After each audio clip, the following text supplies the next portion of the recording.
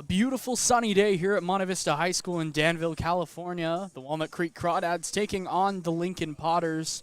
Hello and welcome in. Austin Oda alongside me, Alon Desai on the broadcast. The Crawdads come into the game 19-13 overall with a 12-8 league record.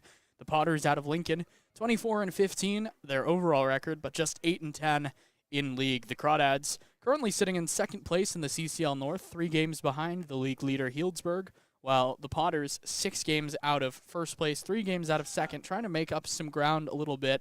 The Crawdads coming off a really tough game yesterday in which they lost 12-0 against Healdsburg. Lincoln, a 6-5 win against the Medford Rogues, a non-league opponent. The Crawdads, they had such a nice stretch of games where they won 7 straight. It was looking like they were the team to beat. It was them and Healdsburg, and that SoCal trip last week just kind of did them in. It was 2 really tough games against Santa Barbara and then a tough loss down in San Luis Obispo. Then after an off day, they went to Solano playing the Mudcats in a 2-game away set. Just beat them down in game 1 and then came back the next day, and it was a hungry Solano team that ended up winning 6-1, the largest margin of victory for the Mudcats all season, who ended up turning around and doing it all again the next day. So the Mudcats are playing well, and on the other side, the Crawdads, not so much. They're 7-3 in their last 10, but really, if you look a little closer into that, it's not looking as good. 7-3 in their last 10 league games, but 4-6 in their last 10 overall. And Lincoln currently 5-5 in their last 10 league games, 6-4 in their last 10 overall. So Lincoln's playing some good baseball right now. I think they're a really good team that just hasn't really put it together so far this season. Their lineup today: Trey Furry will lead off at the DH spot, Garen Caulfield, the 2-hitter and second baseman. JT Walden, big, powerful first baseman, bats third. Chase Stanky, the catcher, bats cleanup. Nolan McCarthy, the right fielder, bats fifth. McCarthy's in center field today. Trevor Tashankle, bats sixth, the man out of Cal, playing left field. Zach Chamizo, batting seventh and playing shortstop. Garrett Crenshaw, the right fielder, hitting eighth. And Drew Stahl will round the lineup out. He's at third base. The Crawdads lineup today: Coleman Schmidt back in his leadoff spot. He had a day off yesterday up in Healdsburg. He's in center field. Brian Duroff, welcome him back. He took a ball off the fists the other day in Solano and was out for a couple days, but he's back in the lineup, back at first base, hitting second. Ryan Ellis, the third baseman, bats third. He had a great day yesterday up in Healdsburg. Matt King, who's been swinging such a hot bat recently, getting a slight day off at the DH spot, batting cleanup. Joey Donnelly, the fifth hitter, in left field, trying to really come back into that groove that he was in at the first part of the season. Right now, just one for his last 26. Jack Ben-Shoshan bats sixth. He's the right fielder. Andrew McKenna, the backstop, just committed to Washington State. He's in the 7th spot. Tyson Corio out of Cal Poly San Luis Obispo bats 8th and plays second base. And Jude Putz, the 9-hitter, is the shortstop. The pitching matchup today: Craig Schmidt, not spelled the same way as Coleman Schmidt. It's Schmich. They call him Schmitty, but there's no TT to make that Schmitty. But he's a really good arm. He'll be throwing for Lincoln today. And the man for the Crawdads, Gabe Tanner, recently committed to Cal State East Bay. Local kid pitching back at Monte Vista. And he's going to be headed off to East Bay next year to pitch over there. Manager Cummings meeting with the umpires as well as with Lincoln's manager. It's a really great sight to see today. There's a full Little League team here. Looks like an all-star team playing in the summer. And this is about as packed as we've had Monte Vista High School this summer. They're going to be treated to a great baseball game. We'll get you first pitch after we take a quick break for the anthem here on the Crawdads Streaming Network.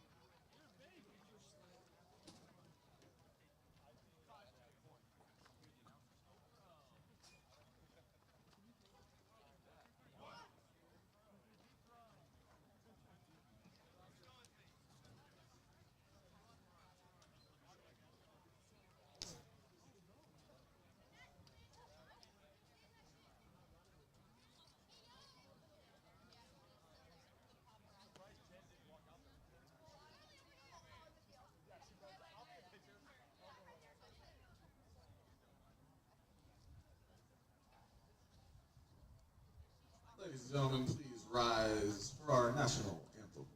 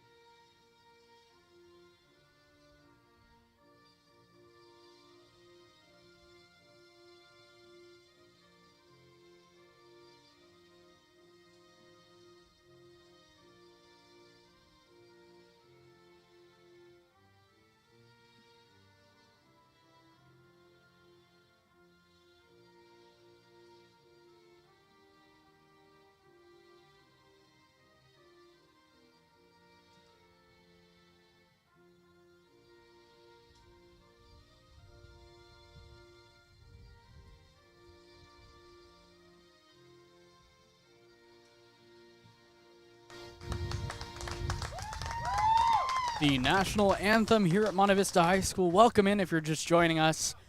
First pitch about to get underway for the Crawdads of Walnut Creek against the Lincoln Potters. Crawdads coming in 19-13, 12-8 in league. The Lincoln Potters 24-15 overall, 8-10 in CCL North play. Defensively for the Walnut Creek Crawdads, in the outfield from left to right, it's Joey Donnelly out of Cal in left field, Coleman Schmidt, the center fielder, with Jack Ben Shoshan out in right. On the infield from left to right, at third base, Ryan Ellis, the shortstop, Jude Putz, the second baseman, Tyson Corio, and the first baseman. Welcome back, Brian DeRoff. Behind the plate, Andrew McKenna, the catcher. And they'll be doing it all behind Gabe Tanner, the man on the mound. He'll be facing a really potent Lincoln lineup. Trey Furry, Garen Caulfield, JT Walden, the first three he'll be facing. After that, Chase Stanky, the catcher.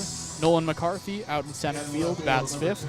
Trevor Tashenkel in left field, hits sixth. Zach Chamizo, the shortstop, batting seventh. Garrett Crenshaw in right field. And then Drew Stahl, the third baseman, is the lineup that Gabe Tanner is going to be facing. On the season so far, Gabe Tanner, a little bit up and down. He's had some really bright moments and some really tough ones as well. 6 games pitched, 5 starts. He'll be making his 6th start of the season. 23 innings pitched, a 3-2 record with a 5.08 ERA.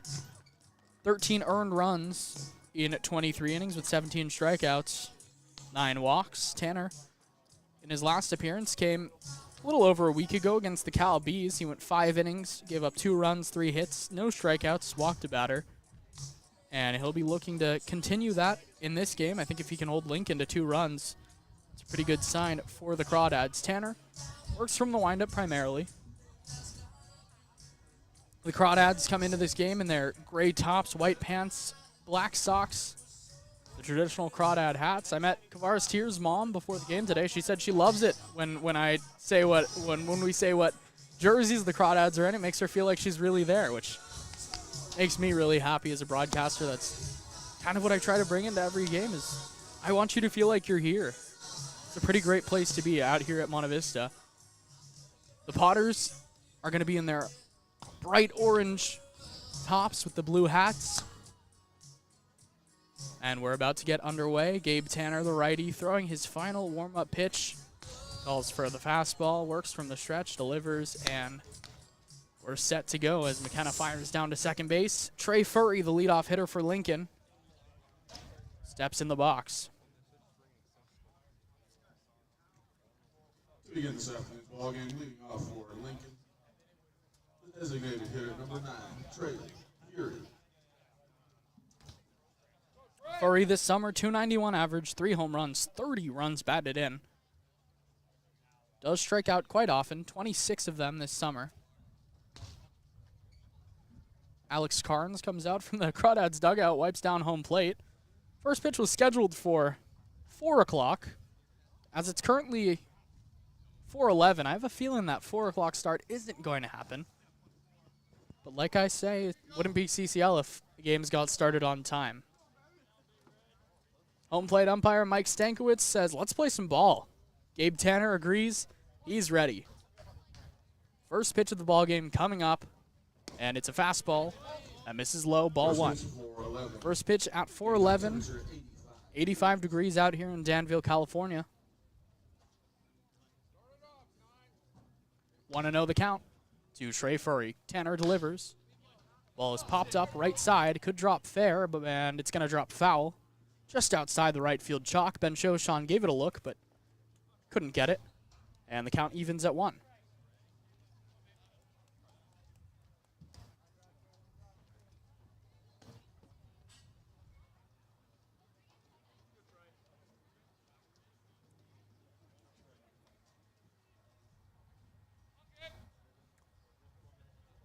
Tanner's 1-1 pitch is foul tipped. Back behind the plate, 1-2.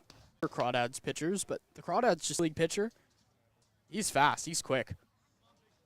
Ahead in the count 1-2, trying to get his first punch out of the day. He delivers. Slider that misses down low. Blocked behind the plate by McKenna. And the count is even at 2.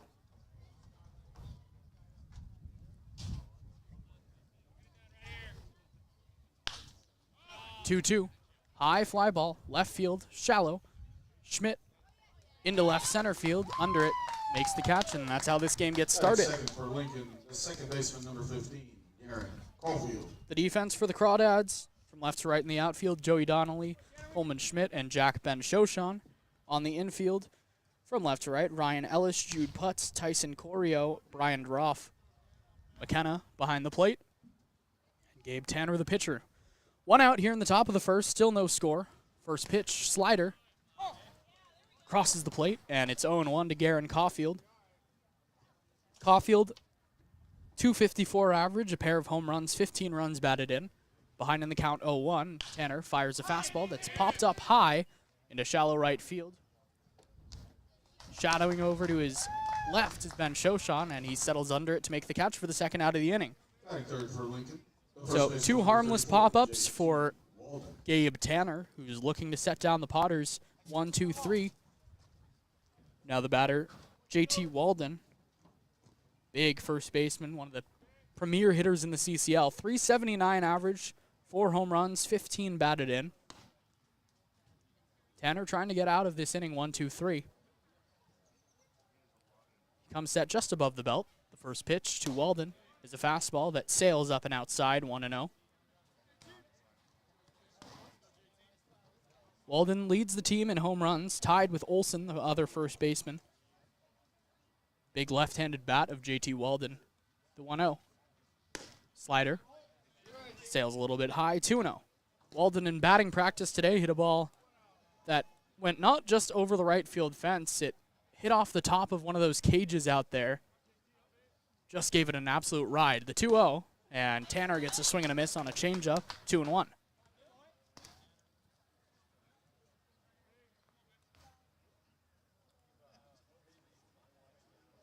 Walden, big left-handed hitter wearing the number 34. Tanner delivers a fastball, called strike 2 on the inner black. 2-2. Gabe Tanner trying to get out of this inning, 1, 2, 3. Deuces are wild. The 2-2. Tanner gets him swinging, a fastball over the outer black. And a nice start for Gabe Tanner. 1, 2, 3 go the Potters. Coleman Schmidt due to hit when we come back here on the Crawdads Streaming Network.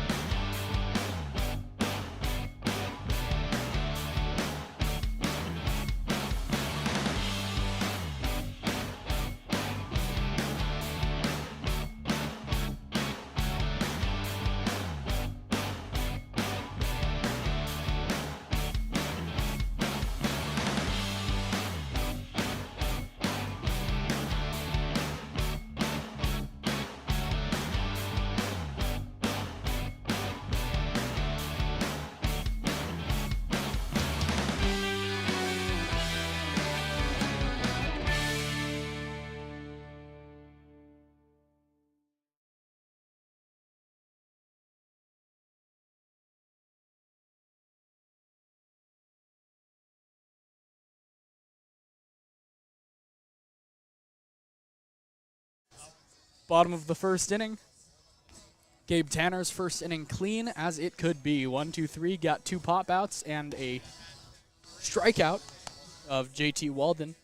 And now the Dads lineup will be set to hit against Craig Schmidt, the big righty. Schmidt so far this summer has been just terrific. 3-1, a 2.85 ERA in 8 games, 6 starts, making his 7th start of the summer. 34 2/3 innings, one of the leaders in the entire CCL. 29 strikeouts, 12 walks, 33 hits allowed. A pretty high whip when you consider the ERA at 2.85. His whip sits at 1.3. His last time out, just dominated against the slow Blues. Went 5 shutout innings, striking out 6, giving up 5 hits and 3 walks. He faced the Crawdads on the 4th of July. He went an inning, gave up a pair of hits, but was able to hold the Dads scoreless.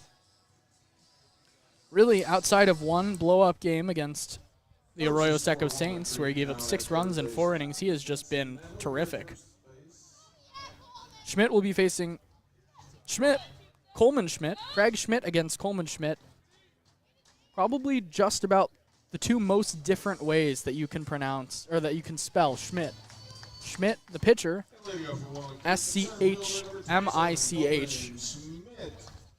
Coleman Schmidt, of course, S-C-H-M-I-D-T. Coleman Schmidt this summer, 370 average.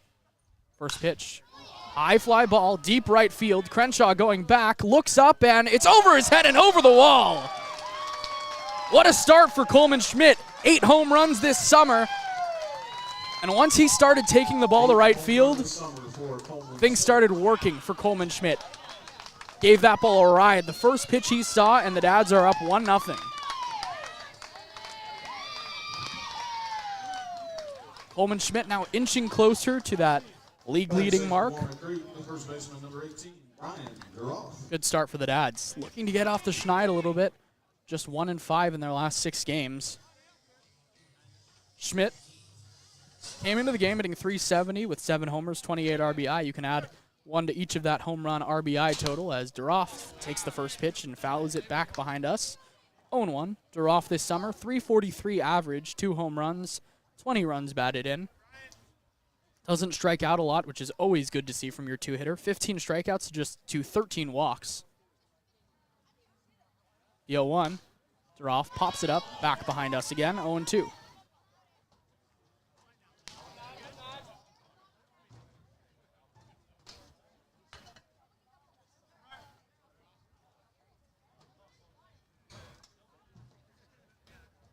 To Duroff. Schmidt from the windup, the 0-2. Duroff takes just a little low with a curveball that Schmidt tried to front door there. Was unable to get the call, and the count goes to 1-2. Working quickly, the righty delivers, and Duroff lines this one into left center field. That'll get down in front of Tishenko. And Duroff takes a big turnaround first, but he'll stop there. 2 straight hits, and the Dads are rolling. The third baseman, number 2. 1-0 already after Coleman Schmidt's leadoff home run. Craig Schmidt, the pitcher, wearing number 99. That'll bring up Ryan Ellis. .321 average. He has just been on fire of late. In his last 7 days, hitting .364 with a pair of RBI, but that doesn't really tell the whole story with how good his at-bats have been. First pitch, he takes down and in, ball 1 on a fastball. .324 average. 4 home runs, 16 runs batted in, also second in the CCL in steals with 13. The 1-0. Ellis lines this one right to the second baseman Caulfield, who snags it in the air and makes the catch for the first out of the inning. So the Crawdads seeing the ball pretty well to start the game here. Schmidt's frozen rope to right field. Brian Duroff hits a single into left center. Ryan Ellis, maybe not as hard hit, but right at the second baseman, and it'll bring up Matt King. Speaking of guys who are just playing really well recently, Matt King, for a while he was down below 200 with that batting average, but now up to 261. Pickoff move, Duroff back in safely. 261, 3 home runs, 11 RBI. 17 walks to just 12 strikeouts. You always love to see when a cleanup hitter can have more walks than strikeouts. First pitch, King takes strike one at the letters. The defense for the Potters from left to right in the outfield to Schenkel, McCarthy, and Crenshaw. The infield, Stahl, Chamizo, Caulfield, and Walden, with Chase Stanky behind the plate and Craig Schmidt on the mound. Pickoff move, Duroff in just ahead of the throw. Duroff does have 4 steals this summer without being thrown out. Doesn't have a ton of speed, but every now and then has a chance to go. Pickoff move again, and Duroff's back. The thing about Brian Duroff is he's just such a master of his craft. Whatever he does, he's going to do it well, and you can see it in his numbers where he's just going to put the ball in play. He doesn't strike out a lot. He walks equally as much as he strikes out, as the 0-1 to King is a good slider. Swung on and missed. 0-2. And Duroff, he gets so frustrated at himself when he doesn't perform to the level he knows he's capable of because he's just so practiced in what he does. The 0-2, King strikes out swinging a fastball over the outer edge, and there's 2 outs. King not looking fastball there, was a kind of half-hearted swing, it looked like. Stuck the bat out. I think he was expecting an off-speed pitch, and he goes down swinging. Now Joey Donnelly, average all the way down to 227. This is a guy that was maybe the Crawdads' best hitter outside of Coleman Schmidt early in the season. His batting average as of June 28th was 300. First pitch, Donnelly takes inside, ball 1. 1-0 Crawdads, bottom of the first. He's just seen that average steadily decrease. And all of a sudden, it became less steady and more rapid. A lot of offers. The 1-0. Donnelly takes up high, 2-0.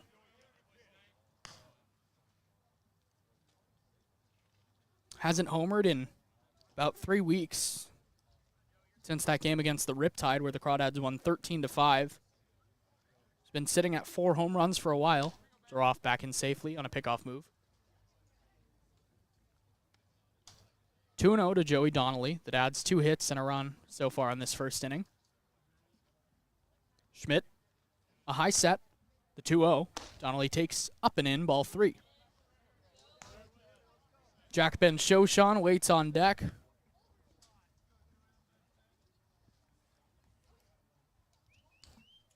(3-0) to Donnelly. We'll see if he has the green light here. Likely not. Schmidt delivers. Donnelly does have the green light. Swings at it, pops it up right side. Caulfield settles under it and makes the grab for the 3rd out of the inning. So the woes continue for Joey Donnelly, who pops out to end the bottom of the first. But Coleman Schmidt's round tripper, the 8th of the summer for him, puts the Dads up 1-0 early when we come back. The top of the 2nd inning here on the Crawdads Streaming Network.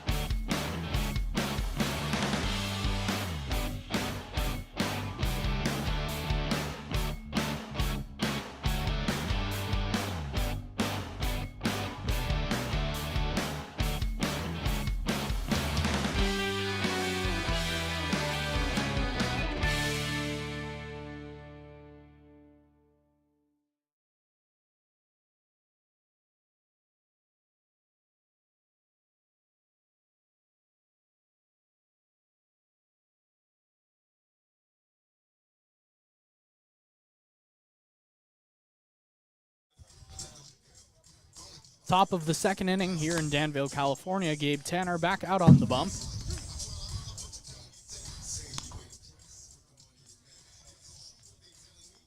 Gabe got through a really clean first inning with a fly out to center, a fly out to right, and then a 5-pitch strikeout of the big JT Walden. He'll be facing Chase Stanky, Nolan McCarthy, and Trevor Tishankel as soon as they're ready.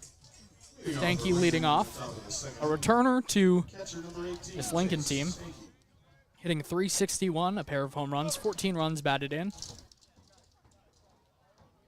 Really solidifies that catching position over in Lincoln. Tanner steps on the bump. Plays with the dirt a little bit. Now he's ready. First pitch of the second inning to Chase Stanky. High, deep drive out to right center. Ben Shoshan under it, calls for it, and makes the catch. About 20 feet shy of the track for the first out of the inning. Good start. Of course, you always want to get that shutdown inning after your team's able to put a run on the board if you're moving out to the bump. No Jeffrey David today, the usual center fielder for Lincoln. Instead, it's this man up in the box right now, Nolan McCarthy. First pitch, slider. A little inside, 1-0. McCarthy so far this summer, .246 average, 3 home runs, 14 batted in, 21 strikeouts to just 3 walks. The 1-0. Chopper to third. Ellis picks it on a tough hop. Throws on to first in time. And Ryan Ellis, I have no idea how he continues to make the play. He really likes that short hop for some reason.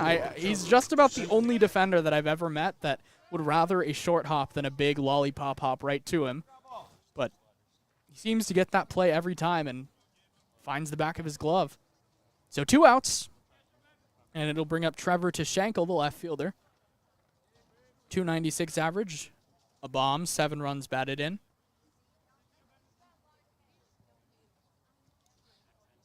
Tanner's first pitch. A slider. Wraps around the outer edge for strike 1 to Tishankel. A fresh-looking Gabe Tanner today. He just looks rested and healthy. The 0-1. Tishankel leaves a fastball outside and low, 1-1.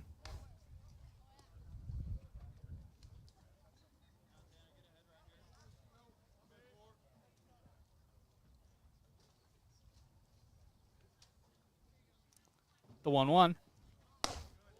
Tishankel takes up high with a fastball, 2-1. Something of note here, the Potters, Brendan Motterall was one of their best hitters. .308 average, 3 home runs, and he's no longer with the team. Of course, in summer ball, you see a lot of guys just leave mid-season as the 2-1, dips inside, 3-1. Sometimes it's because their college coach will shut them down, or they're looking to do something else, maybe train a little bit over the summer. Of course, not sure what Motterall is up to, but I'm sure he's making productive use of his time. He's a good player. 3-1. Tanner delivers. Fastball skied out into left center. Schmidt in the gap. Makes the catch for the third out of the inning. So Tanner, 2-1-2-3 innings to start the game. The Crawdads bats back up to hit when we come back on the Crawdads streaming network.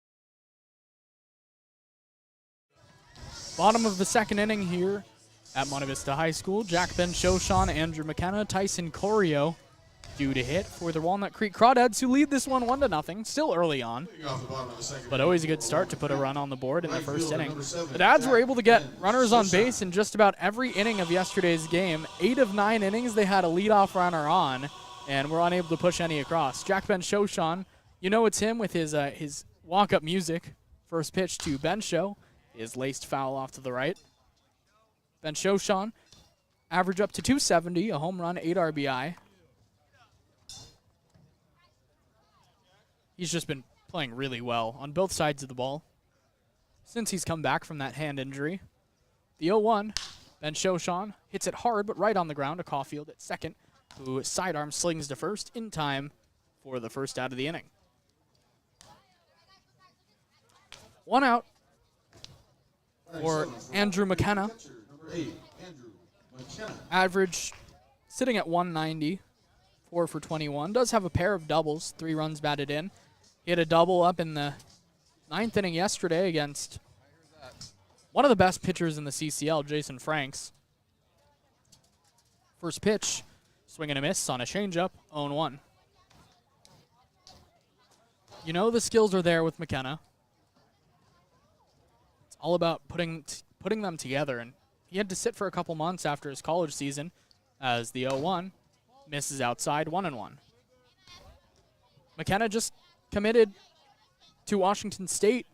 Congrats to him. He was committed to UNR, but after some coaching changes, decided to flip it as the 1-1 hit high and deep out to left, but now coming in to Schenkel to make the catch for the second out of the inning. 2 outs, bottom of the second. Tyson Corio due. 220 average, a bomb, 8 RBI. Had 2 hits yesterday. One of his best games in a Crawdads uniform, in my opinion. He's really just been so good defensively for the Crawdads. First pitch to Corio. Line drive into right field for a base hit. Corio, his 19th hit of the year. The Crawdads have a 2-out base runner. First pitch swinging was Corio. For Walnut Creek, the shortstop, number 7. And I mentioned that Corio's come on of late. He didn't appear in a game until June 15th.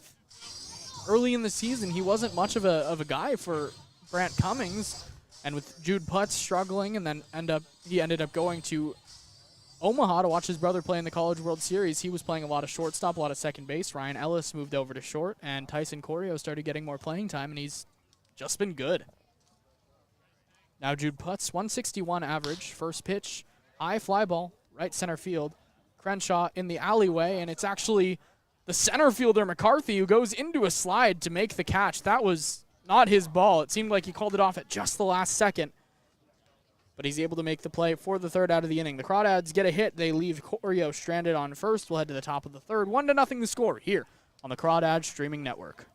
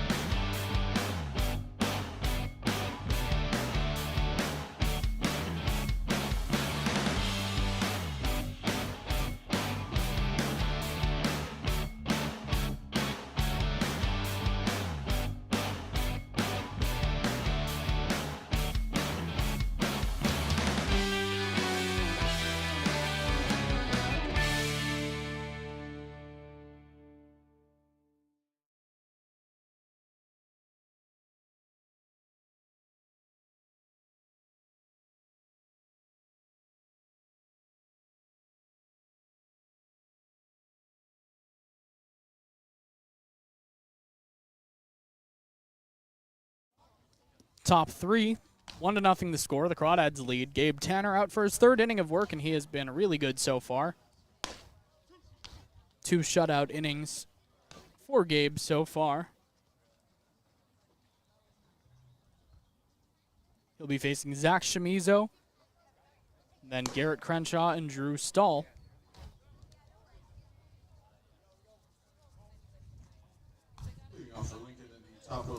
Tanner just 20 pitches through 2 innings. It's always good to see. Chamizo this summer, the shortstop today. Hitting .310, 5 runs batted in. Bats from the left side, wearing the number 7.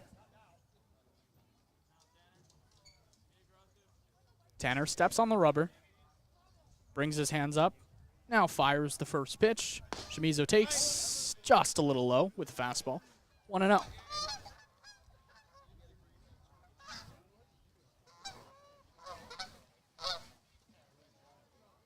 Birds. That's the whole tweet. The 1-0. Outside with the fastball.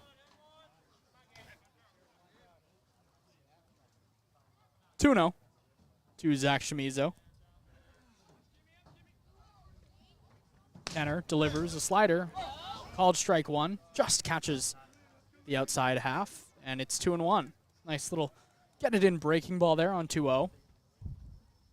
Might have been outside, but Tanner got the benefit of the doubt. The 2-1 goes back to that slider, and this one misses outside. Home plate umpire Mike Stankiewicz kind of pushes towards the outside corner with a little bit of air, saying, yeah, it was outside. 3-1 to Chamizo. Tanner got to come in, and he does with a fastball, called strike 2. Chamizo thought it might have been ball 4, but Tanner got the call. So it's 3-2. Garrett Crenshaw waits on deck. The payoff pitch on its way. Tanner fidgets with his hands and delivers. Ground ball up the middle and through into center field, a base hit. Tanner not happy with himself. He thinks he could have made a play on that one as it just got under his glove, and that's the first hit of the day for Lincoln. Right fielder, number 21, Garrett Crenshaw.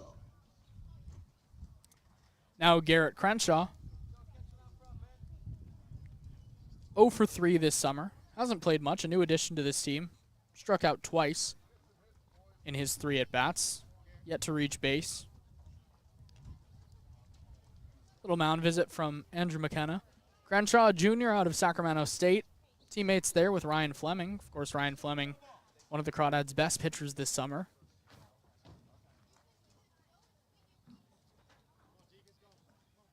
Crenshaw got his 1 game against Medford 3 days ago on the 12th. First pitch, runner goes. McKenna up and firing. Puts tag, is not there.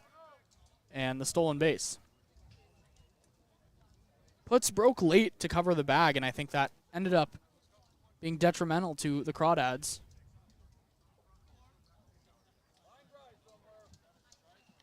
So quickly, a runner in scoring position for the Potters, who trail 1-0 here in the top of the 3rd inning. Gabe Tanner calls for his catcher McKenna to come out and chat with him. I thought the first pitch was called a strike. Our board says it's called the ball. Not sure which way it'll go.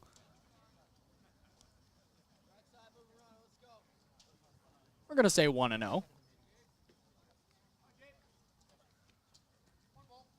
It is 1-0. Mike Stankiewicz says 1 ball. The 1-ball pitch is strike with a slider. Tanner has been able to really navigate that slider, manipulate it where he wants it, especially to a lefty.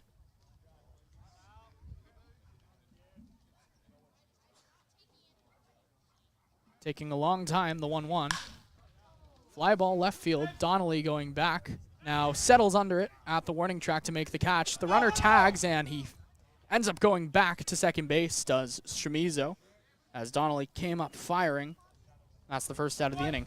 Joey Donnelly had an outfield assist yesterday, which was great to see from him on a ball that trickled through the infield. Donnelly came up in left field firing to the plate and was able to nab the runner at home plate. Always a good sign to see from Joey Donnelly, who trying a little bit to find a position, a home defensively. So a runner on second, but one out for Drew Stahl. Stahl struggling so far this summer.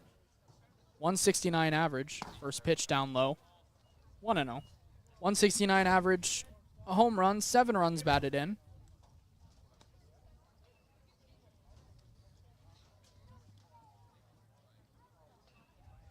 First time we've seen Tanner in the stretch today. The 1-0. Misses tight. 2-0. Stahl out of the University of Minnesota. Teammates with Chase Stanky over there. Hit 226 last season with a pair of home runs, 11 doubles. I mean, if you're hitting 226, but you have a 380 OBP, you're doing something right. 2-0 misses outside, 3-0. That's really what Drew Stahl does, is he'll take walks. 31 walks last season at Minnesota. So far this season for Lincoln, he has 17. The 3-0. Called strike one.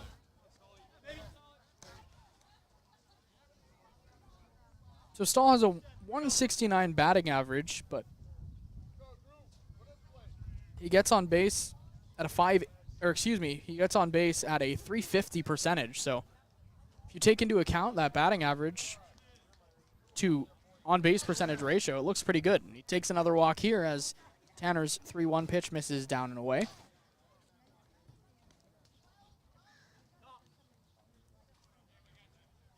Now runners on first and second. Still just one out for Trey Furry. Furry 0 for 1 today. He led off the ball game with a fly out to center field. 1-0 the score here in the top of the third inning.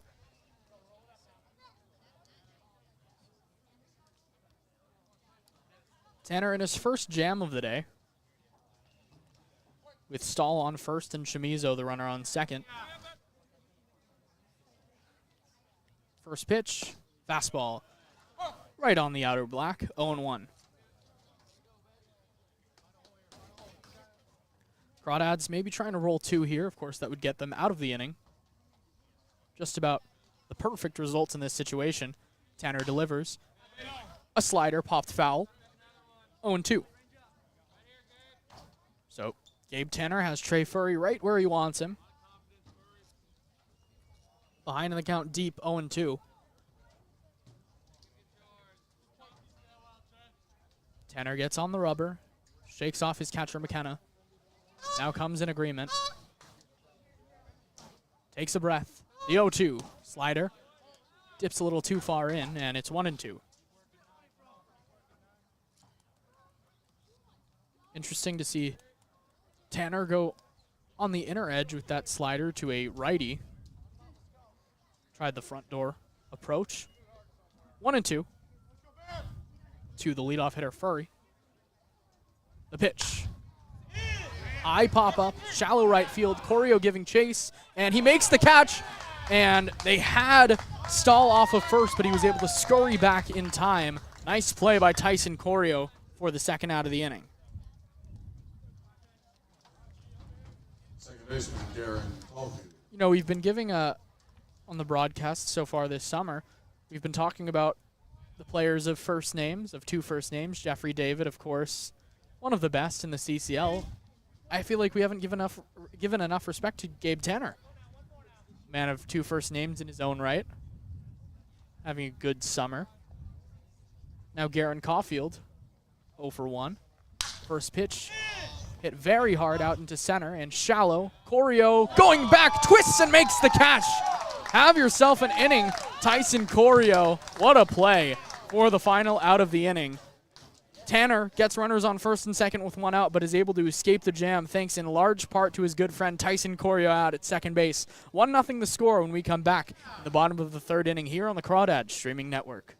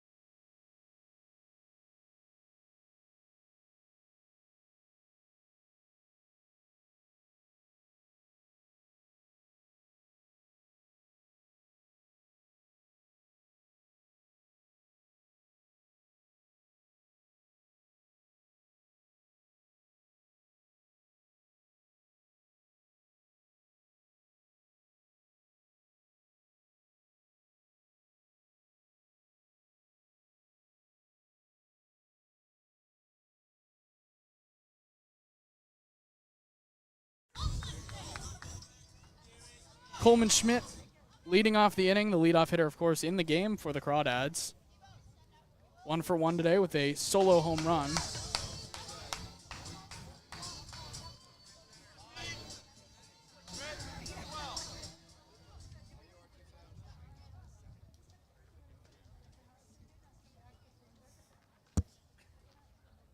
First pitch to Schmidt. Big slider swung on and missed.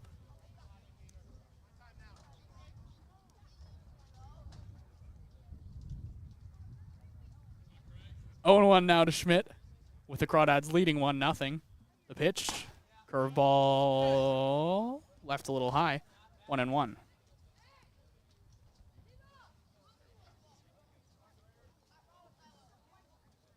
Schmidt versus Schmidt. The 1-1. Schmidt leaves it outside, 2-1. Who do you think's going to win this one? I think it's going to be Schmidt. Baseball, of course, is a zero-sum sport. Got to be a winner in every circumstance. The 2-1. Schmidt takes called strike 2 on the inner black. The count evens at 2.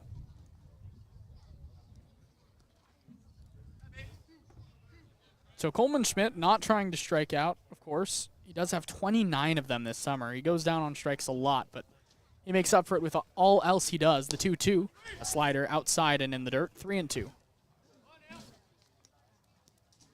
Full count to the Dads' leadoff hitter, one of their best players, maybe their overall best. Depends on who you talk to. I'm sure the Brome family would have something to say about that, as Ryan Brome is having himself a summer. A 3-2. Schmidt swings and misses on a big off-speed pitch for the first out of the inning. First baseman, Brian DeRoff. Now Brian DeRoff. Great to see him back in the lineup. I talked a little bit in his first at-bat about how he's just mastered his craft at the plate. And, I mean, it's so evident when he steps in the box how much work he's done.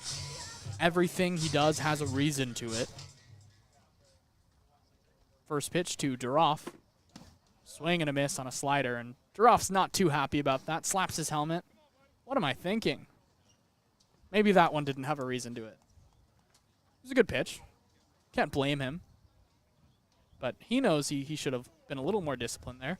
The 0-1, DeRoff takes the same pitch. He's able to readjust and take it that time. The count goes even at 1.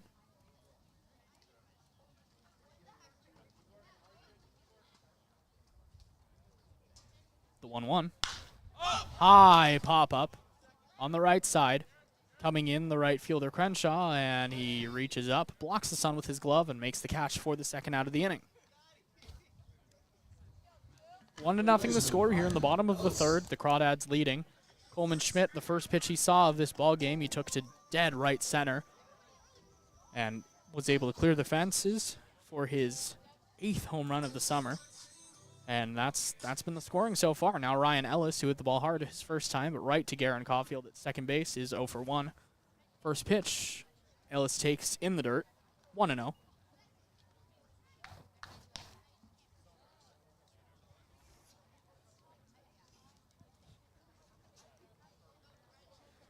The 1-0 to Ellis. Inside, brushes him back. He makes a little turn and takes it either way. 2-0. Schmidt, the big burly righty, deals. Ellis leaves ball 3 up high. 3-0. Joey Donnelly had the green light his first time up when he was in 3-0. In a similar situation, though there was a runner on base. We'll see what Ellis does here. One of the best hitters on this Crawdads team and definitely one of the hottest. Schmidt delivers the 3-0, and it's ball 4 either way. So we will never know if Ellis had the green light or not, as he takes way inside. And now Ellis, 21 walks on the summer. We talk a lot about Ryan Brome, who death taxes and Ryan Brome taking walks, of course, but he hasn't taken one in a couple games. He was sitting at 25 through 25 games, and now he's at 25 through 30 games. Ryan Ellis' 21st walk of the summer to just 19 strikeouts. It was something he was applauded for back at St. Mary's his freshman season, and he's continuing that here. Now Matt King takes the 5th ball straight up high, 1-0. Mound visit with Chase Stanky and Craig Schmidt.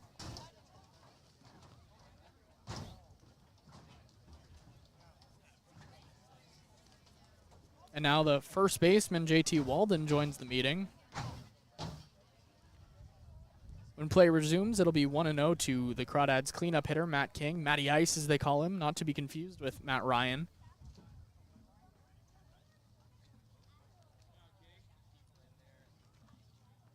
Matt King sitting on 3 home runs, but he's seeing the ball just about as good as anyone. Ahead in the count 1-0. Schmidt looks at Ellis on first. Pick-off move. Ellis back in standing. Ellis loves doing that little 2-hop dance over at first base. Kind of like a side shuffle. And Schmidt was almost able to pick him off. Pick-off move again. Ellis back in safely as the first baseman Walden drops the ball. Ellis must be very confident over there that he's able to get in safely. The 1-0. Slider. Just misses. Little inside. 2-0. Really good zone so far for Mike Stankiewicz. I think he recognizes that the ball didn't cross the plate as a strike. It ended up as a strike, which is exactly what you're supposed to do. Ellis goes. The 3-0 is inside, and Ellis is into second safely. With his 14th steal of the summer, now the CCL leader, tied with Coleman Schmidt.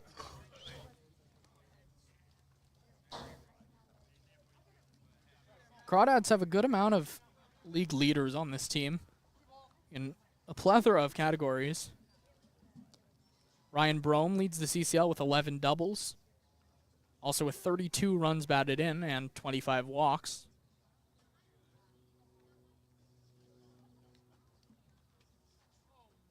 .30. King takes, called strike 1 on a big breaker. Of course, Coleman Schmidt, Ryan Ellis leading the CCL in stolen bases, tied with Kenny DeSalle now with 14 apiece.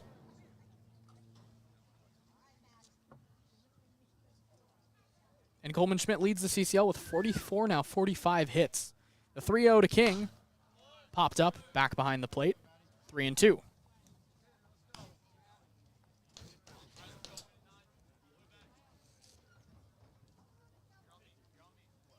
3 balls, 2 strikes to Matt King with Joey Donnelly waiting on deck.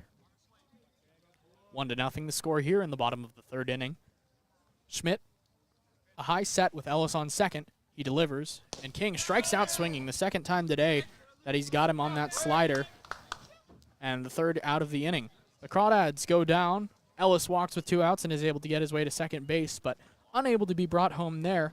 When we come back at the top of the 4th with Lawn to Say on play-by-play here on the Crawdads streaming network.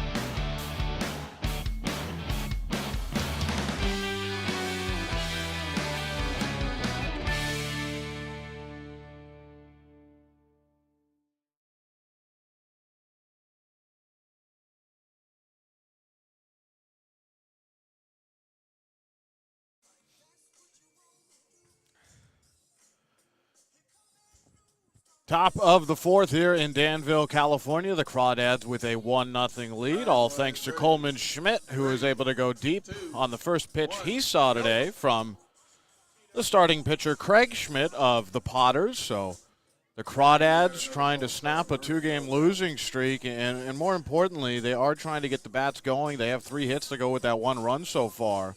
But over the last couple of days, over the last couple of games, they've been outscored 18-1. They scored 1 run against Solano in the second game of that 2-game series, and then getting shut out last evening up in Healdsburg, 12-0. So the pitching has been good so far from Gabe Tanner. He's been very effective. He's thrown 39 pitches, 22 of them for strikes, 17 for balls, but has only given up 1 hit to the Potters.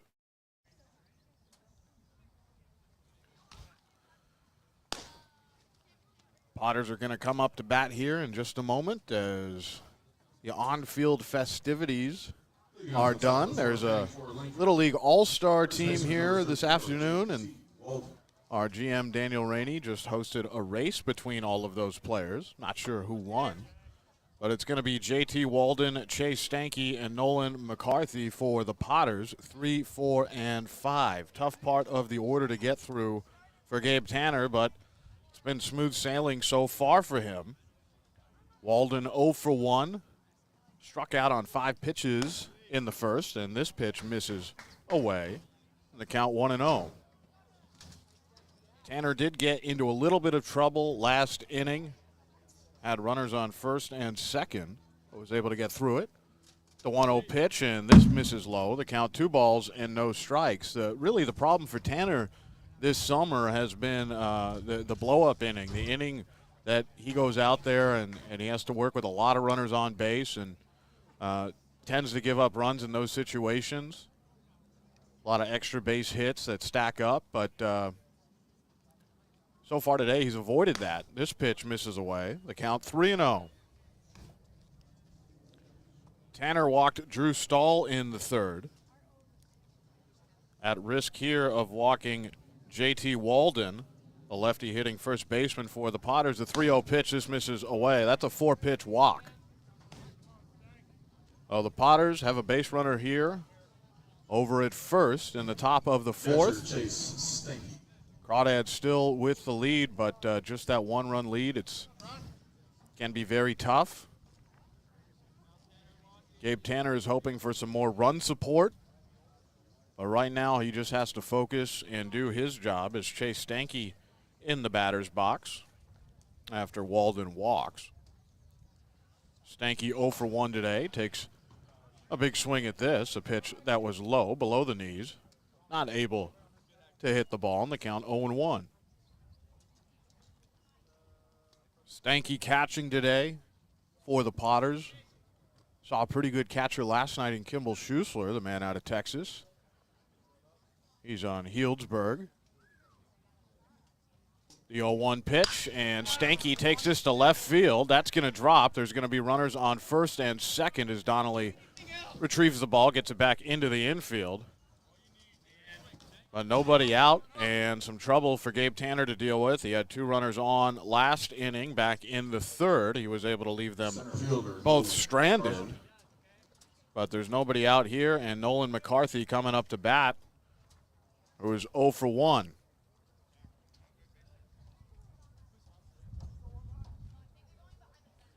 That's the second hit so far this afternoon for the Potters. McCarthy was put out 5-3 in his first at-bat. He's going to show bunt here. Throws low, and McKenna back pick attempt over the first, and he is able to get Chase Stanky. What a throw by McKenna. That was a ball that was low and away, and he's able to steal an out for the Crawdads and for his pitcher, Gabe Tanner. Ron Adams was right on top of that call. He said Stanky was out. Stanky wants to talk about it with Mr. Adams, along with that manager, Ryan Stevens. And now there's going to be more discussion here, and it looks like Stanky is getting ready to walk off the field if he needs to, but right now he's just standing right near the first base bag. And is there going to be a reversal here? I'm not sure. The umpire's having a conversation about it, and Stanky is still at first. Now all 3 of the officiating crew, Stankiewicz, Adams, and Masso, gonna have a quorum here have seen some overturned calls this summer. One for the Crawdads, one against the Crawdads. Seen a lot of this happen as well this season, more than last season. Umpires do want to get the calls right, but no video replay or anything of that nature here in the CCL. So, I mean, Adams had the best look at it. Manager Brant Cummings and the rest of the Crawdads dugout, who are clad in dark gray today, are hoping that the call stands. That's what they want to see. And it also looks like the umpires might be discussing where they're going to go after the game. This is taking a little while, really a slowdown in the game, and this is the kind of thing that could affect Gabe Tanner. And the call is overturned. Chase Stanky is going to be safe back at first after a beautiful back pick. Looked like a successful one from McKenna. But the call is reversed. Ron Adams, who had the initial call of out, is overruled.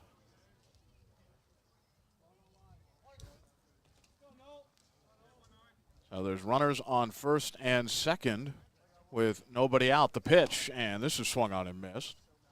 And the count even, a ball and a strike to Nolan McCarthy. McCarthy in center field today for the Lincoln Potters. No Jeffrey David, who we've been so accustomed to seeing.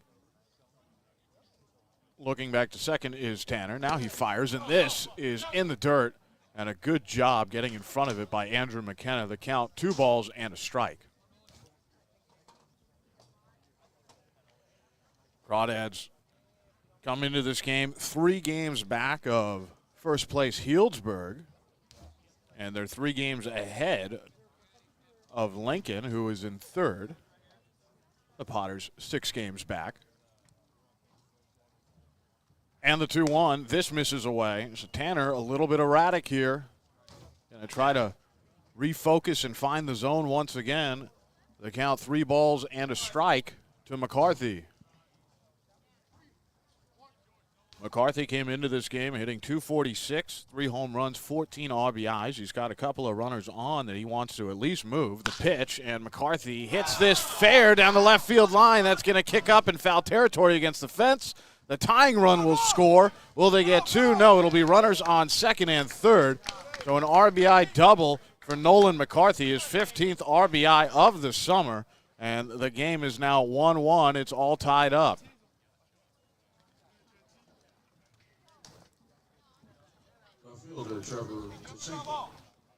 Matt King not over at third today. It's Ryan Ellis, who is very good at short as well as third base, but not as tall as Matt King. Doesn't have the range, especially when the ball is so close to that fair foul line, but just able to keep it fair was Nolan McCarthy. That was hit very hard. It was blistered over there to the left side, and here comes Trevor Tuschenkel, who is 0 for 1. The first pitch to the lefty. Tuschenkel gets behind McKenna all the way to the backstop.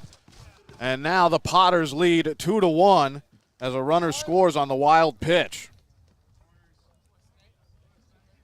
Now this is what I had mentioned at the top of the fourth.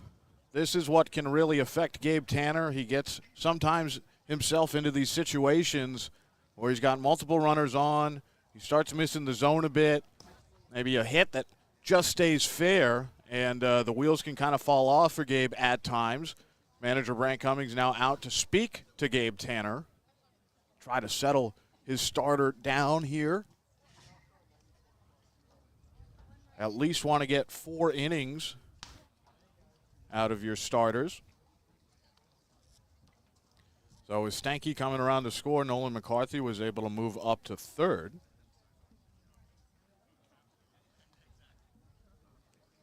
And the Potters have scored twice now with nobody out in the top of the fourth. The Crawdads thought that they had an out.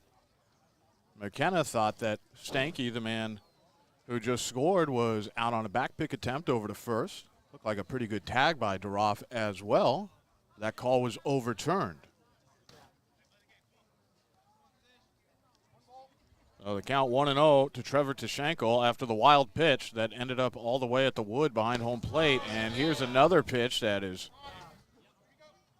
offline. There was a bit of a check swing there from Tashenko, but Ron Mosso over at third says he did not swing. McKenna wisely, though, asking for the opinion of the third base umpire.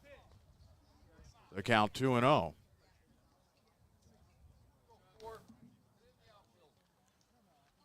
The 2-0 pitch from Tanner, and this is a fastball that is hit high into right center field, and Schmidt is under it. He has it. There will be no throw to home plate, and it is now 3-1 Lincoln. So, sac fly RBI there for Trevor Tashenko. He's still 0 for 1, but he collects his 8th RBI of the season as Nolan McCarthy was able to score on that. The ball was deep enough, and the Crawdads, who were leading 1-0 coming into the top of the 4th, now trail by 2. It is 3-1 Lincoln. Oh, here comes Zachary Chamizo, who had a hit right back up the box in the 3rd, and then was able to steal second base. Is up to bat.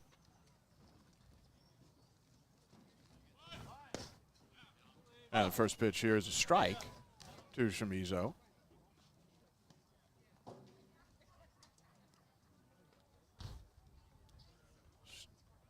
Still just one out here in the top of the 4th. Potters have taken the lead. There's that nice slider from Tanner. Was able to deposit that. And the count 0-2. 0-2 pitch. Here it is to Chamizo, and he hits this right into home plate. So he'll stay alive. Count still no balls and 2 strikes. Good thing for Gabe Tanner. He can pitch out of the windup once again. Nobody on base. But this all started with a walk of J.T. Walden. And Stanky had a hit. Nolan McCarthy's big RBI double as this is hit foul. Count stays 0-2. And Tashenko just doing his job up there at the plate, trying to get the ball deep enough to score McCarthy from third. She was able to do. And even with Schmidt's good arm out there, there's no way that he's going to be able to cannon that ball all the way to home plate in time. The 0-2 pitch, and there's a slider looking for the outside corner to the lefty Chamizo. Not able to locate it is Gabe Tanner, and the count a ball and 2 strikes.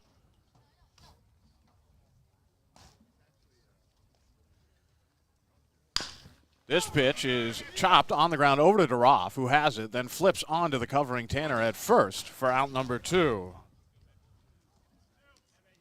A good defensive play there made by Duroff, and perfectly timed his underhanded flip over to Tanner, and there's 2 away.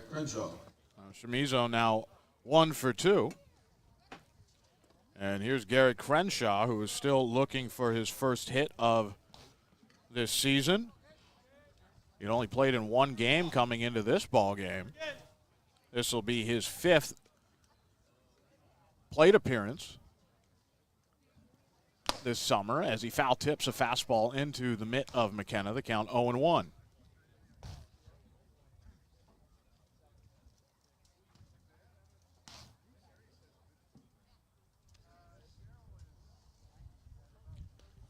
Oh, 1 pitch, looking for that slider. Early on, that slider was there for Gabe Tanner. He had very good command of his breaking stuff. But lately, he's missed in with it. He has missed low and away. Still hasn't really hung one. But the count 1-1 here. This pitch, a fastball that misses away. And the count 2-1. 2 outs here in the top of the 4th, but if you're just joining us, Lincoln able to score 3 runs. They now lead 3-1. And the 2-1 pitch, and this is a fastball that misses low, and the count 3 balls and a strike. Great hitter's count for Garrett Crenshaw, who's looking for his first knock of the summer. The righty Tanner deals, and Crenshaw goes right after it, hits it through the hole on the right side. That ends up in right field. And Crenshaw no longer hitless. He has his first single and first hit of this 2022 CCL campaign. Third baseman Drew Stahl. So here comes Drew Stahl, the number 9 hitter. He'll be the 7th man up to bat for the Lincoln Potters. He was able to walk in the third. That was his 18th walk of the summer. Not hitting all that well, though, is Drew Stahl, and he hits a weak ball over to the shortstop Putz, who's able to just step on to second base. They trail by 2. It is 3-1 once again. Potters in the lead. Donnelly up in the box. First pitch to the lefty. Donnelly misses high. The count 1-0.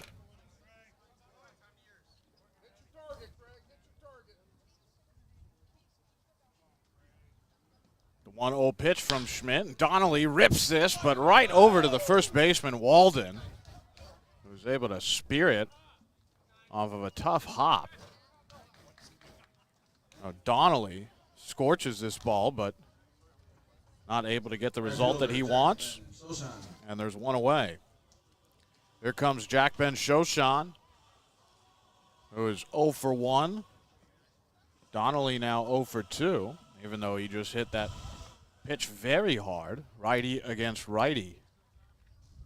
The pitch to Ben Shoshan. There's a big bender that drops in on the inner half for strike number 1. The count 0-1.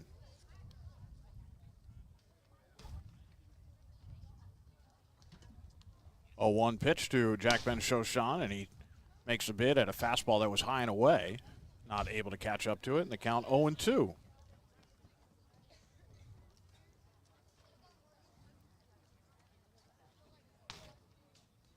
Two-strike pitch to Jack Ben Shoshan, and looking for that same fastball was Schmidt. He got it, but Ben Sho able to lay off to count a ball and 2 strikes.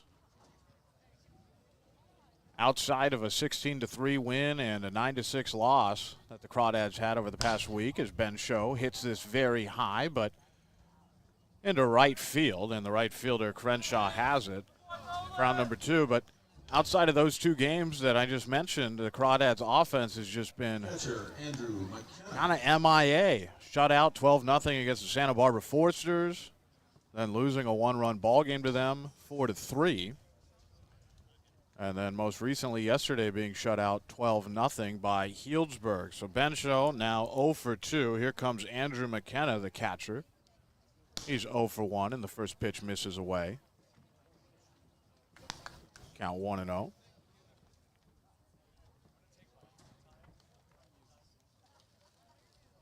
McKenna flew out to left in his first at-bat, and he takes a fastball here that misses high. Good eye from McKenna. Count 2-0. We are working to fix these video issues we're having right now on the stream, folks. Just bear with us as McKenna gets under this, hits this into right field, and squeezing it for out number 3 is Crenshaw. So the Crawdads go down in order, 1, 2, 3. Donnelly, Ben Shoshan, and McKenna not able to get anything going for the Dads offensively. It is still 3-1 Lincoln, top of the 5th when we return here on the Crawdads streaming network.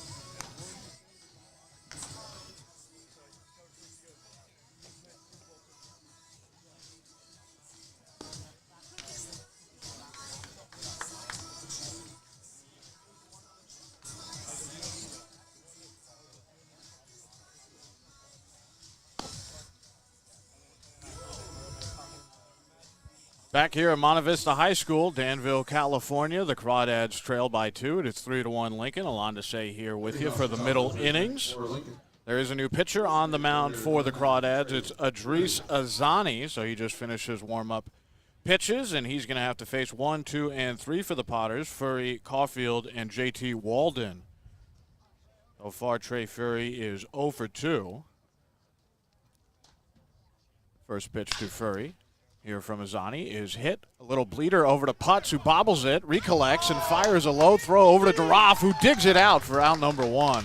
Great play by Brian Duroff over there, picking his guy Jude Putz up out there at short. A 1 away.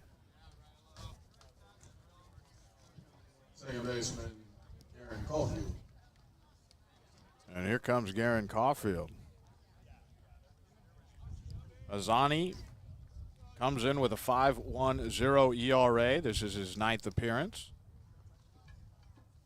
12 2/3 innings pitched now after recording that out. There's a slider from Azani that misses away. The count 1-0. 14 strikeouts to 9 walks. The day for Gabe Tanner is over. Get you his final line after this pitch. The 1-0 pitch, and this is hit right back at Jude Putz, who scoops this one comfortably. Now throws over to Duroff. Able to lean away from the bag and make the pick. Backhanded pick, that is, for Duroff, and there's 2 away. So a good job by Duroff, really creating a big target over there at first, as Jude Putz a little offline with a couple of throws, but the Crawdads get the outs nonetheless. Oh, here comes J.T. Walden. As I mentioned, Gabe Tanner's day is done. Tanner pitched 4 innings, gave up 4 hits, 3 runs, all earned. Walked 2, struck out 1, faced 18.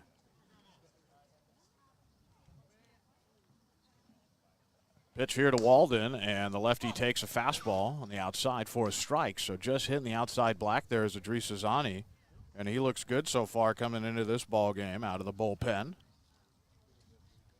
Able to induce a couple of ground ball outs. A 1 pitch, looking for that fastball strike again, but this one just about an inch or 2 off the plate, and the count 1-1.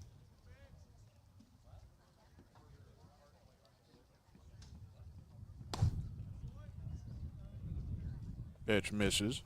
Count 2 balls and a strike. Have not seen Idris Azani since July 10th. That was in that 9-6 loss against the San Luis Obispo Blues last Sunday. The 2-1 pitch, and this is hit foul on the ground down the third base line.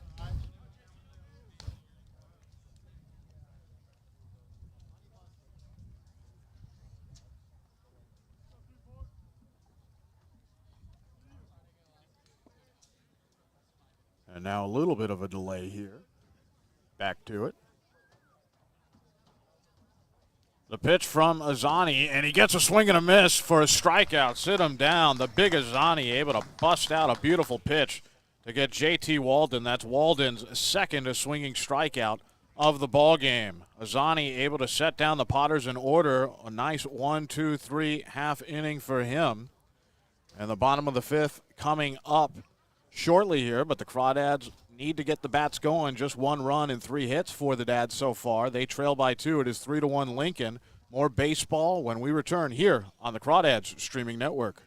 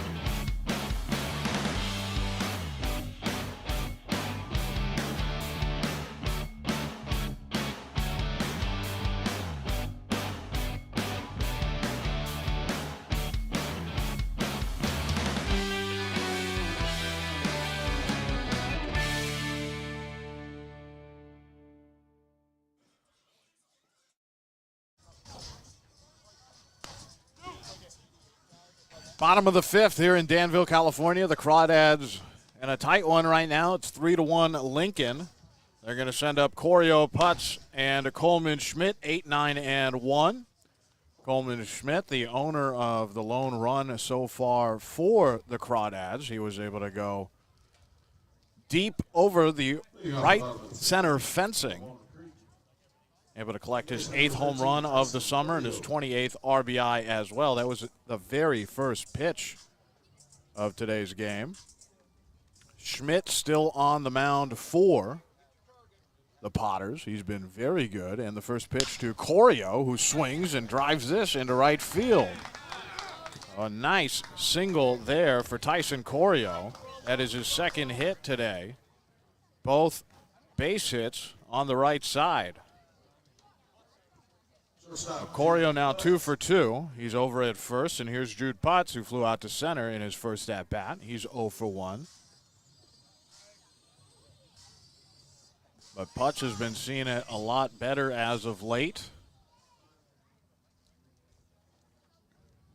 Corio has a small lead off of first, being held on by Walden. There's that bender, and it drops in for a strike. The count 0-1.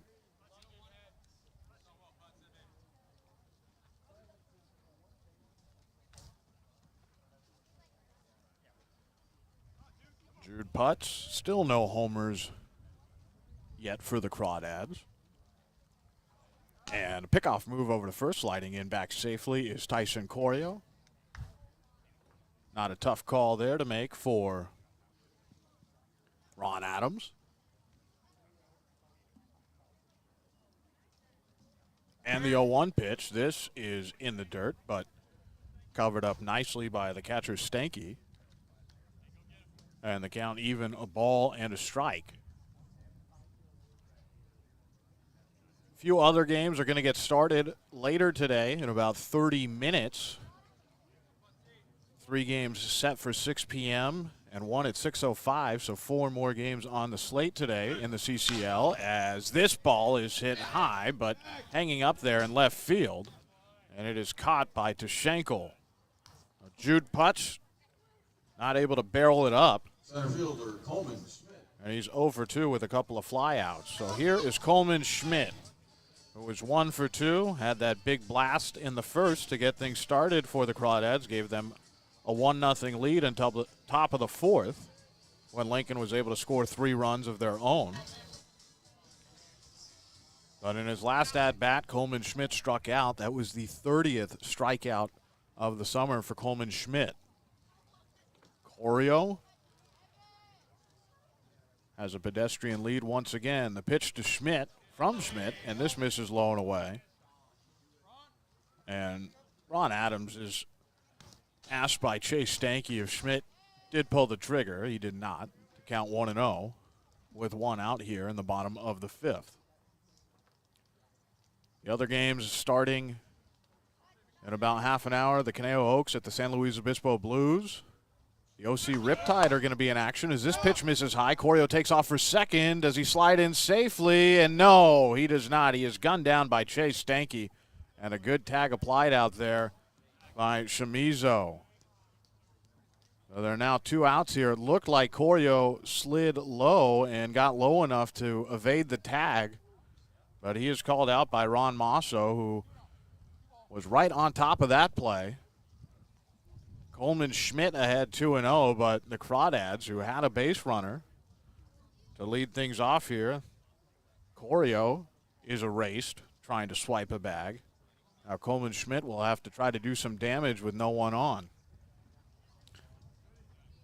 The OC Riptide I mentioned, they're going to play the Santa Barbara Foresters at Pershing Park. The Sonoma Stompers against the Prune Packers, who the Crawdads saw yesterday up in Healdsburg, and there's a breaking ball. That's a strike. The count 2-1. And then the 6:05 game at Jackie Robinson Memorial Field, the Arroyo Seco Saints hosting the Academy Barons here in Danville, California. It is currently 3-1 Lincoln, the visitors on top. The 2-1 pitch, and this is swung on and missed. The count even at 2 balls and 2 strikes. Good slider that tailed away from Coleman Schmidt.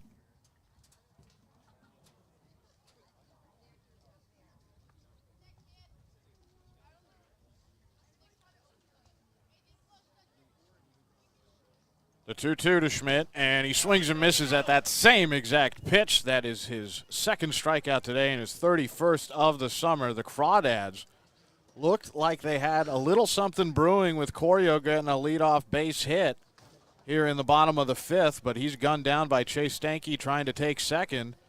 And then Putt's not able to get on, and Schmidt just striking out here. So it is still 3-1 Lincoln.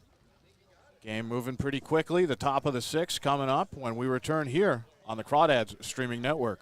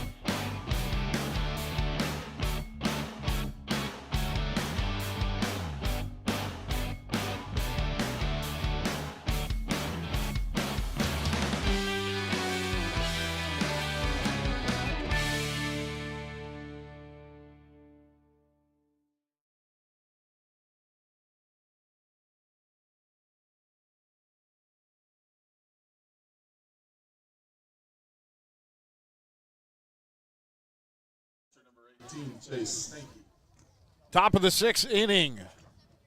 It is 3-1 Lincoln Potters, the visitors here this afternoon. Idris Azani still on the mound in relief of Gabe Tanner. It is Stanky, McCarthy, and Tashenko. The first pitch to Stanky misses, and the count 1-0.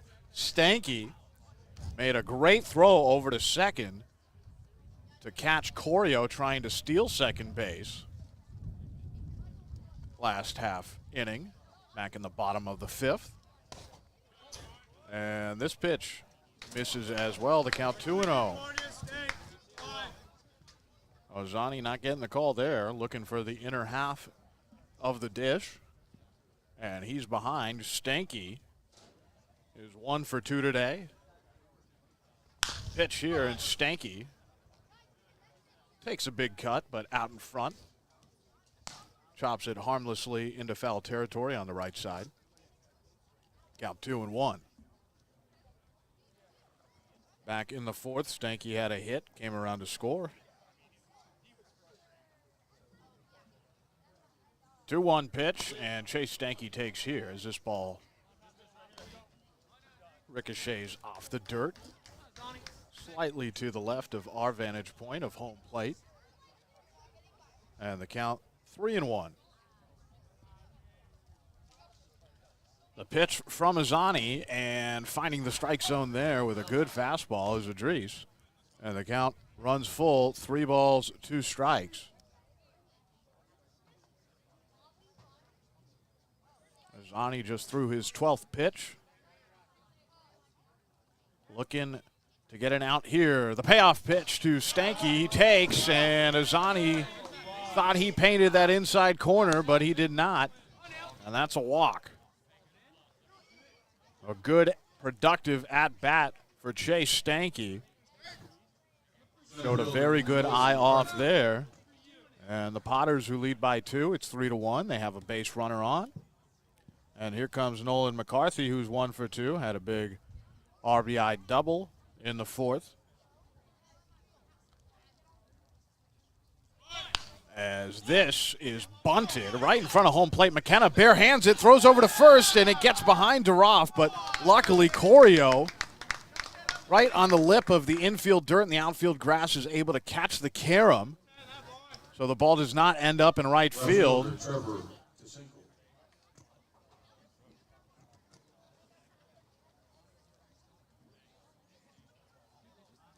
But now there are runners on first and second.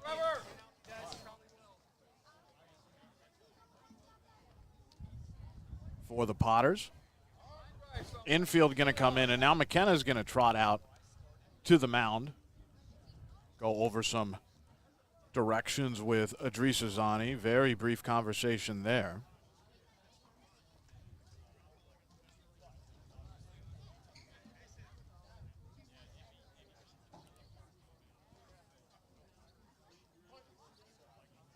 McCarthy is awarded a single on that. Bunt. And another bunt shown here as this pitch misses away. The count 1-0 to Trevor Tashenkel, who's 0 for 1, but did have a sacrifice fly RBI into center field. That was deep enough to score McCarthy from third. Back in the fourth. Another bunt is shown by Tashenkel, and he lays down a beauty. McKenna up with it, throws to first. They do get one out, but both runners able to advance. A great bunt there by Trevor Tashenkel. So he's doing it all today for the Potters, and they got two men in scoring position here. Chase Stanky moving up to third. Nolan McCarthy at second, and here comes Zach Chamizo, who's already 1 for 2 this afternoon. He'll be up to the plate. Lefty Chamizo against the right-handed pitcher, Idris Azani. Azani going to try to wiggle his way out of this one. He's in a jam here between a rock and a hard place. Just one out in the top of the 6th. Infield is in. The pitch, and this is chopped over to Corio, who leaps up to get it and flips on to first for out number 2. That is exactly what the doctor ordered there for Idris Azani and these Walnut Creek Crawdads. There are 2 outs now. Infield does not have to come all the way in. Now they can take a few steps back, play at standard depth. And here's Garrett Crenshaw.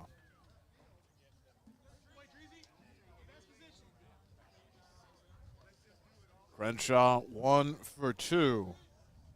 Had a base hit in the 4th. Runners on second and third, 2 away.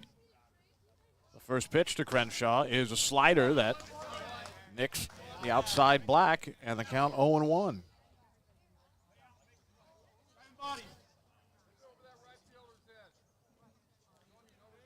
Azani has a great slider, and if he can paint it on the outside portion of the plate, not really much a lefty can do with it. The 0-1 pitch now comes back inside. This is flared into shallow center. Is that going to drop? No! Jude Putz goes into a slide and makes a basket catch for out number 3.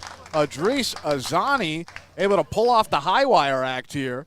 And it is still 3-1 Lincoln, but they strand runners on second and third after employing a little bit of small ball to get themselves an opportunity to add on. So still a 2-run ball game, 3-1 Lincoln. The Crawdads will be back up to bat in the bottom of the 6th when we return here on the Crawdads streaming network.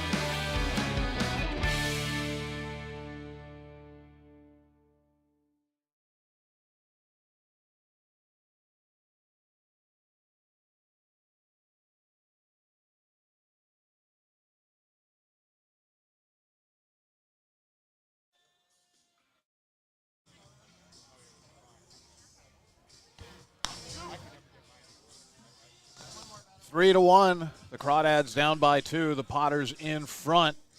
Crawdads had an early 1-0 lead. because of Coleman Schmidt's solo shot, his 8th run of Leading off the bottom of the 6th inning. this season, out to right center. But then the Potters, very resilient, able to score 3 in the top of the 4th against Gabe Tanner, today's starter.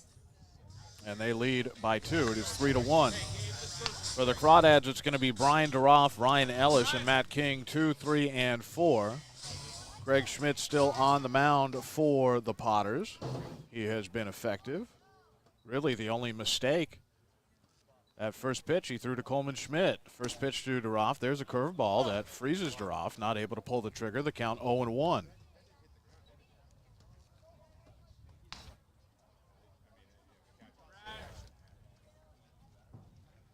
A 1 pitch here to DeRoff, and DeRoff goes down to get this curveball, but hits it very high into short center. And coming on to make the catch is Nolan McCarthy. 1 out here in the bottom of the 6th, excuse me. Third baseman Ryan Ellis.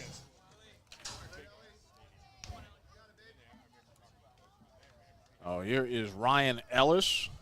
DeRoff now 1 for 3. Ellis is 0 for 1, but he did walk in the 3rd.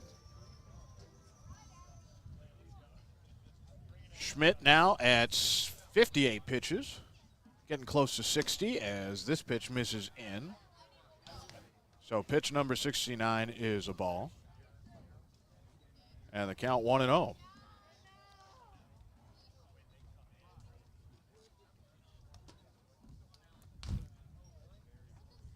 Schmidt has a sign, delivers, and this misses low and in. So the count 2-0 to Ryan Ellis, the third baseman today for the Crawdads. Ellis hitting .321 and takes a 3rd consecutive pitch inside. Having to back away was Ryan Ellis. The count 3 balls and no strikes. What the Crawdads need here is a base runner. The 3-0 pitch. And here it is. There's that good curveball that Schmidt has gone to. Anytime he's needed a strike and trying to get these hitters off balance, he's done a very good job of it with his breaking stuff. 3 balls and a strike. Schmidt fires. There's a curveball once again. This one hit on the ground over to Caulfield at second, and he flips over to first in plenty of time to get Ellis, who was running a very hard 90 there. But he is retired. So Ellis now 0 for 2. Here comes the designated hitter, Matt King, who is 0 for 2 with a pair of strikeouts.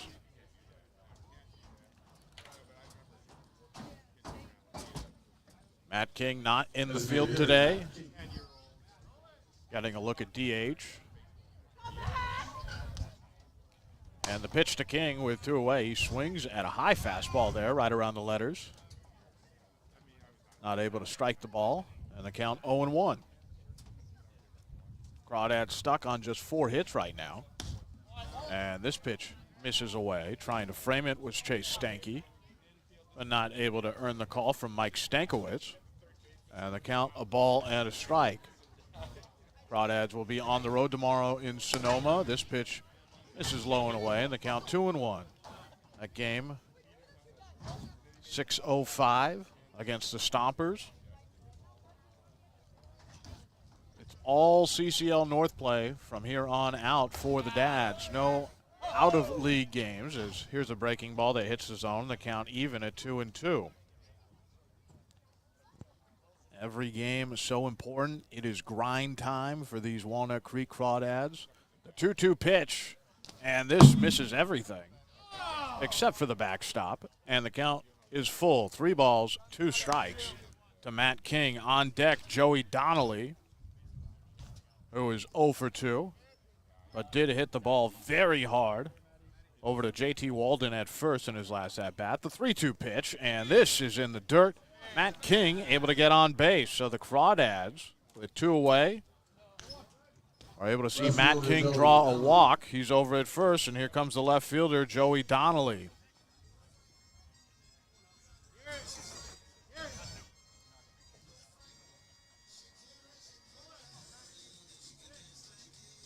Donnelly hitting below .230.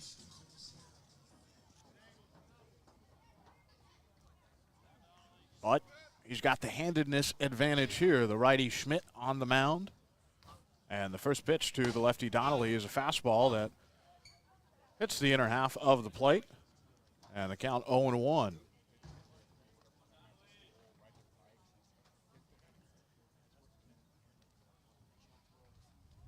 The 0-1 pitch to Donnelly, and he takes low wisely as this hit the dirt right behind home plate. And the count even, a ball and a strike. Don't think Matt King is going to take off here. He's not going to be particularly aggressive with 2 away. The 1-1 pitch to Donnelly. He checks his swing, but it's a strike call anyway from Mike Stankiewicz. O'Donnelly down in the count, a ball and 2 strikes.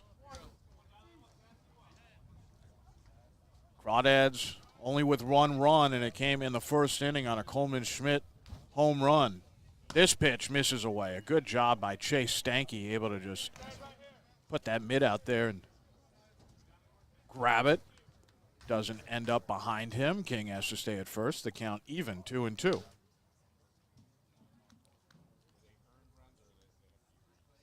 Working quickly here is Schmidt, and swung on and missed by Donnelly. Nice slider down in the dirt. Donnelly could not lay off. The Crawdads not able to get Matt King any farther than first with 2 away. He was able to draw a walk, but Donnelly now 0 for 3 after the swinging strikeout. It is still 3-1 Lincoln, top of the 7th coming up. Austin Oda will have the play-by-play for you here on the Walnut Creek Crawdads streaming network.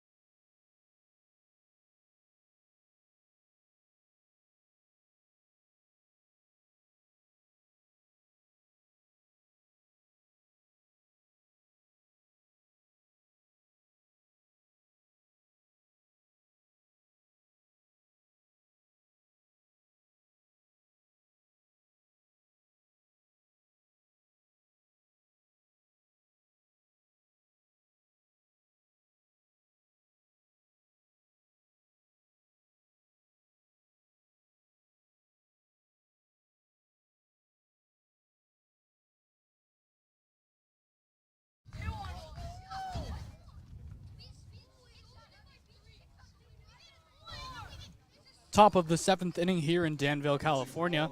The new pitcher, Zach Button, the righty out of Cal Poly San Luis Obispo. Just nasty from the right side. Drops to about right next to his belt to deliver the ball, but can top at about 90, 91. He'll be facing Drew Stahl, Trey Furry, and Garen Caulfield.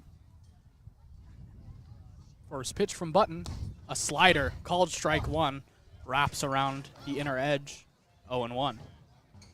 Stahl today 0 for 1, grounded into a fielder's choice to end his last at bat. Also walked. 0-1. Button delivers. Slider. Just outside, ball 2. Or excuse me, ball 1, 1-1.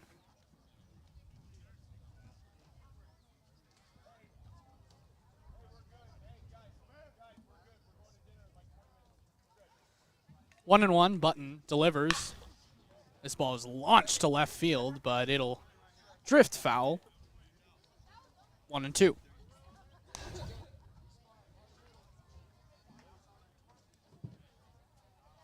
3-1 the score here in the top of the 7th inning. Idris Azani, 2 shutout innings to extend his season scoreless streak. Don't look at point streak. The point streak lies.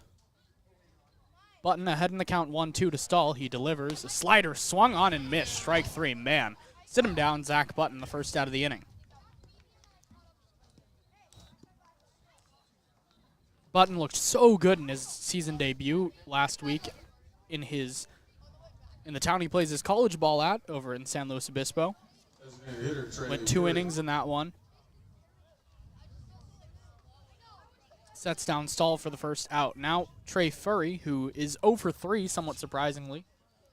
2 pop outs and a ground out. First pitch fastball misses up high off the glove of McKenna, 1-0. Just a phenomenal day out at short for Jude Putz so far. A catch he made to end the last inning saved a pair of runs. 1-0 the count to the leadoff hitter Furry, who's DHing today. Button delivers a fastball up high, 2-0.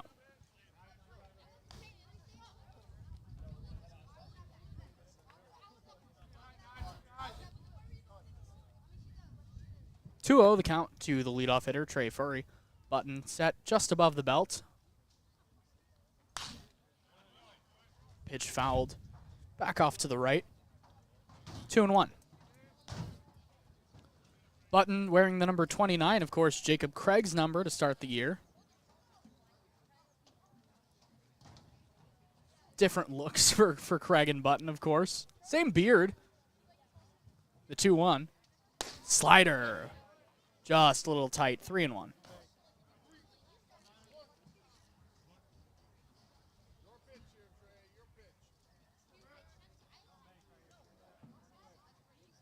Button trying to keep the Potters off base. The 3-1 to Furry. Fastball grounded to third. Ellis scoops it up and throws on to first to get Trey Furry.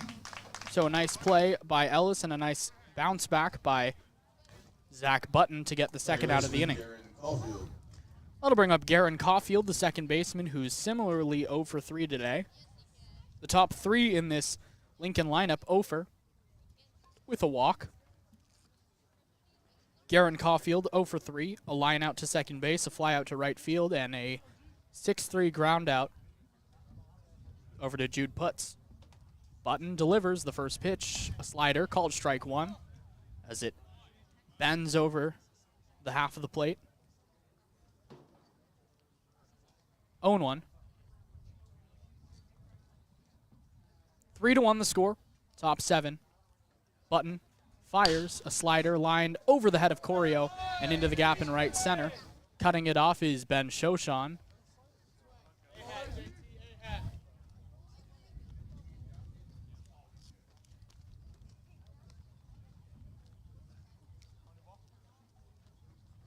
First baseman JT Walnut.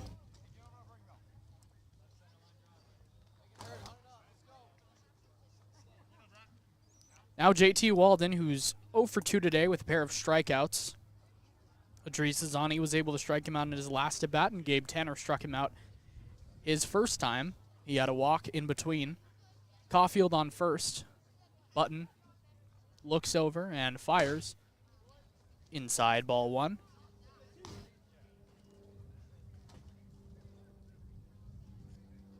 Button trying to escape this inning unscathed. The Crawdads, when they come back in the bottom half, will have 6, 7, 8, Ben Shoshan, McKenna Corio. 1-0 the count here to JT Walden. The runner goes. Walden pops it up high, left side, but foul. And probably a good thing, as Caulfield might have had that base stolen. It looked like he got a pretty good jump there, though Andrew McKenna has such a strong arm behind the plate. Count 1-1 to Walden. Well, I didn't know we were playing the Stompers. Of course, you can hear the stomping of the Little League team that's out here. It's great to see so many fans for the Crawdads today. 1-1 the count to Walden. Button comes set, pumps his leg, and now readies the 1-1. Fastball called strike 2 on the inner black, and the count is 1-2.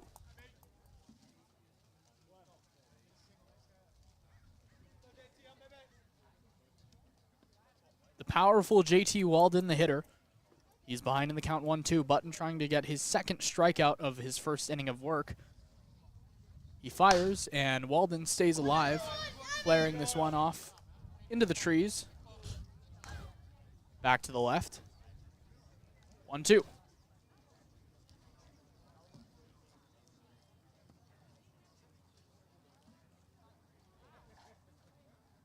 Three to 1 the score here in the top of the 7th inning. Button kicks and deals. The runner goes. Pitch is called, ball 2. The throw is right there. Putz applies the tag. Wow, what a perfect throw from Andrew McKenna to gun Caulfield at second. Lincoln gets a base hit, but Caulfield is thrown out to end the frame. Walden will lead off the next half. They don't score a run and will head to the bottom of the 7th after the 7th inning stretch here on the Crawdads streaming network.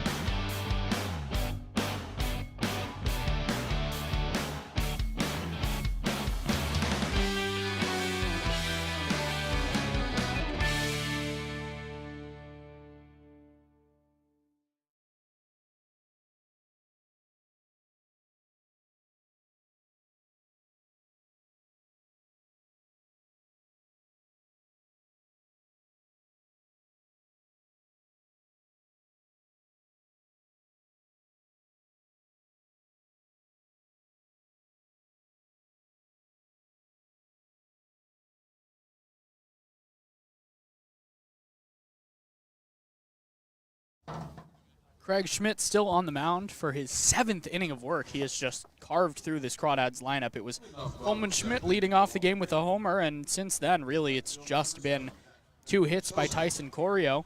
A couple walks scattered through there, but for the most part, Schmidt has been terrific. Jack Ben-Shoshan, Andrew McKenna, and Tyson Corio, the hitters for the Dads, who trail 3-1. Bottom of the 7th inning. Time running a little short for the Crawdads to mount a comeback. They've been in a similar situation against this Lincoln team before. Ryan Ellis' legendary walk-off home run came against Lincoln. First pitch to Ben-Shoshan, hit to third hard. Stahl goes to a knee to field it and tosses over to first just in time to get Jack Ben-Shoshan for the first out of the inning. Catcher Andrew McKenna. Ben-Shoshan was able to give it a ride, hit it pretty hard, but right on the ground and right to Stahl. And it'll bring up Andrew McKenna, the backstop. 0 for 2, but he's done a good job of putting the ball in play. He hit a rocket to left field his first at bat, and then flew out to Crenshaw in right the second time up. Schmidt, first pitch, McKenna flares it foul, back off to the left.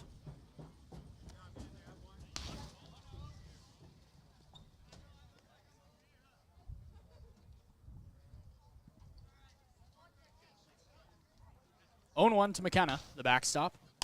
He pops it up, left side, should be playable. Stahl behind the third base bag. He will give room to the shortstop, Shimizo, who settles under it and makes the catch for the second out of the inning. Second baseman Tyson Corio. That'll bring up Tyson Corio, who's seen 2 pitches and hit both of them into right field. He's 2 for 2. If the Crawdads want to get Schmidt out of the game, that might be a good idea for them to take some pitches. He's thrown just 78 pitches now in the bottom of the 7th with 2 outs. Corio, like I mentioned, is 2 for 2, but he swung first pitch both times. The defense is respecting that 3-4 hole, and Corio takes inside on the first pitch, ball 1. Caulfield, the second baseman, now shaded more towards that right field side with the first baseman Walden playing about 10 feet from the line. The 1-0 misses up high, 2-0.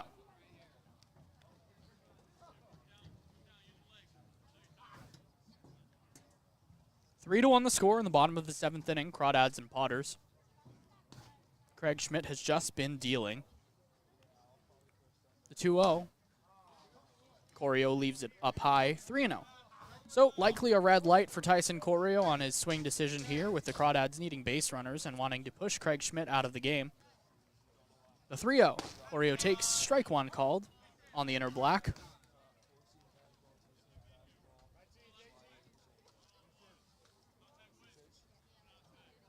Now the 3-1. Corio takes strike 2, same spot.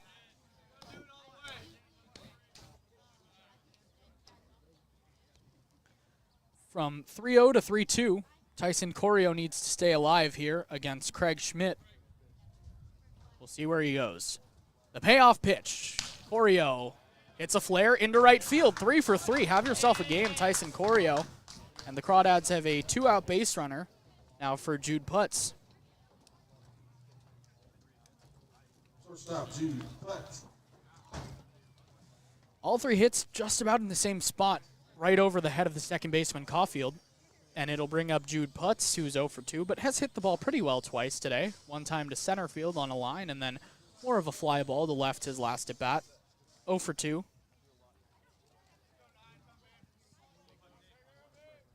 Corio, the runner on first. He attempted to steal his last time and was thrown out. First pitch to Putz is a slider that misses away. 1-0. Craig Schmidt, of course, a Lincoln native.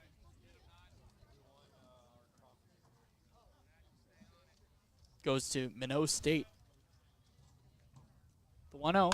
Putz hits a line drive, base hit right field in front of Crenshaw. Corio, aggressive turnaround second, but he stops there. And nice to see from Jude Putz, the line drive base hit, takes it the other way.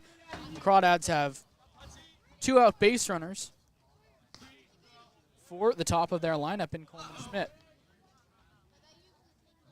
Center fielder Coleman Schmidt. Schmidt 1 for 3 on the day. He has been Mr. 3 true outcomes, a home run and 2 strikeouts. And now a mound visit.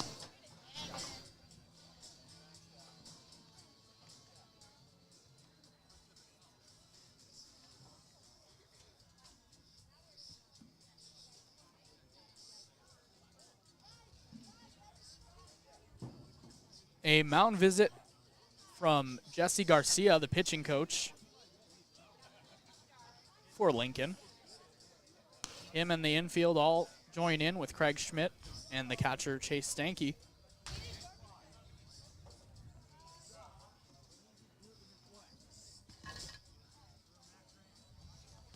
Mound visit quickly broken up by home plate umpire Mike Stankiewicz. We'll see what Coleman Schmidt is able to do here. Already 1 home run today, his 8th of the summer. He's 1 for 3. Corio on second, good speed. Putz on first, excellent speed-wise. A ball in the gap would likely score 2 with a 2-out jump. 3-1 the score, bottom of the 7th inning. Coleman Schmidt at the plate with a chance to do some damage. First pitch, Schmidt leaves a slider in the dirt. 1-0. 2 outs, however. Schmidt needs to make something happen here. Chances are running short for the Crawdads. Schmidt ahead in the count, 1-0. The center fielder McCarthy takes a couple steps towards the left field side of dead center. The 1-0. Schmidt takes the slider just a little high, 2-0.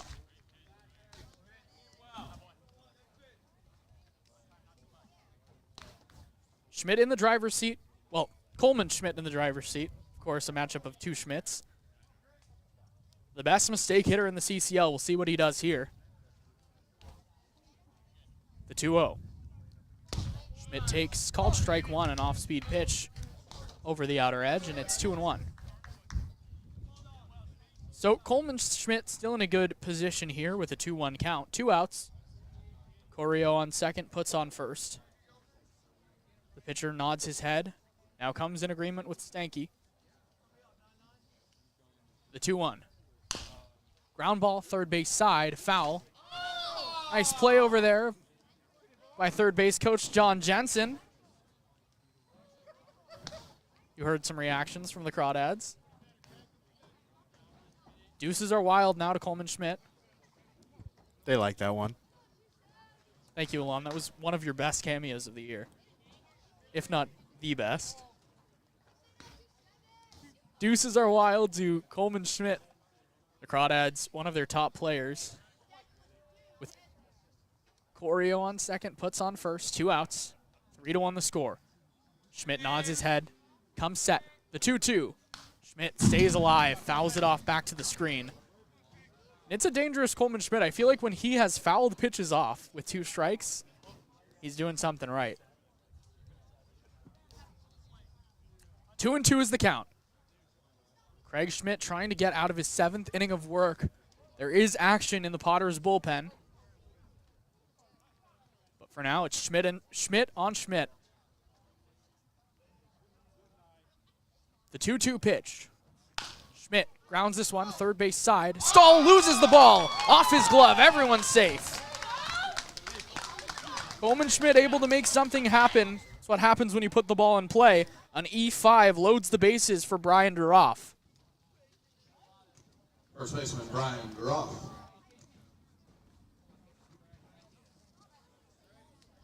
Duroff, 1 for 3 on the day. A pair of flyouts and a single. And now a mound visit, and it looks like the day for Craig Schmidt is going to be done. We'll see what happens, and that's exactly the case. So Schmidt is responsible for the runners on base. However, the 2-out error that Coleman Schmidt reached on practically cancels out the rest of the runs. So any runs that score from here are unearned. The day for Craig Schmidt is done. We'll get you the new pitcher when we come back here on the Crawdads Streaming Network.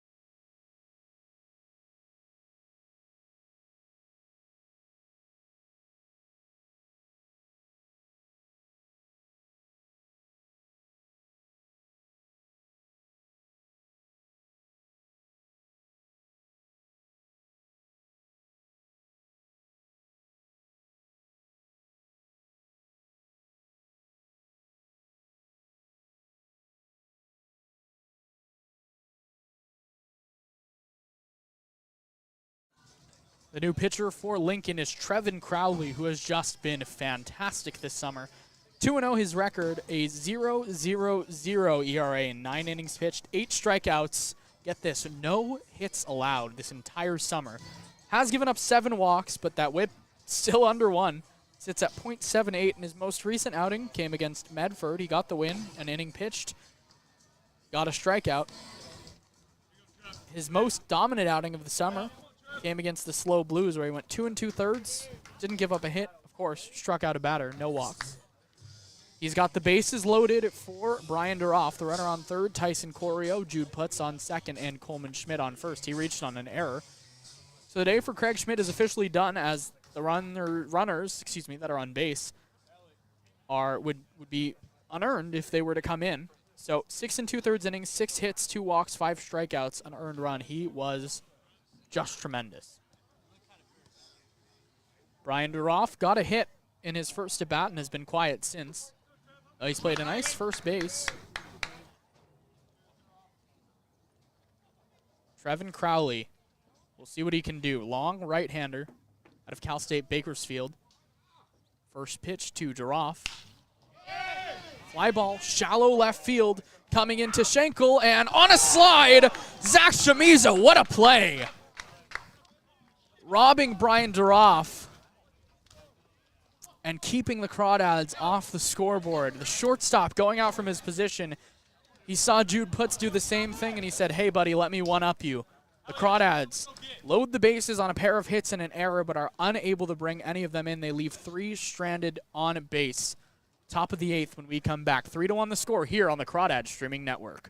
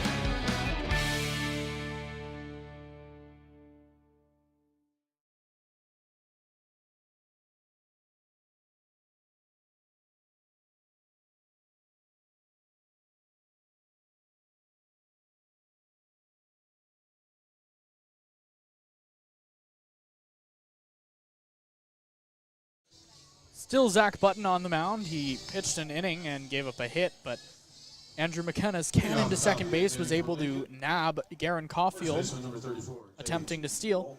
JT Walden was up at the end of the last inning, but of course, with Caulfield thrown out at second base, he'll be leading off this inning. Walden, Stanky, McCarthy, the heart of the order. 3-1 is the score, top of the 8th inning. Walden, 0 for 2 today. A pair of strikeouts and a walk.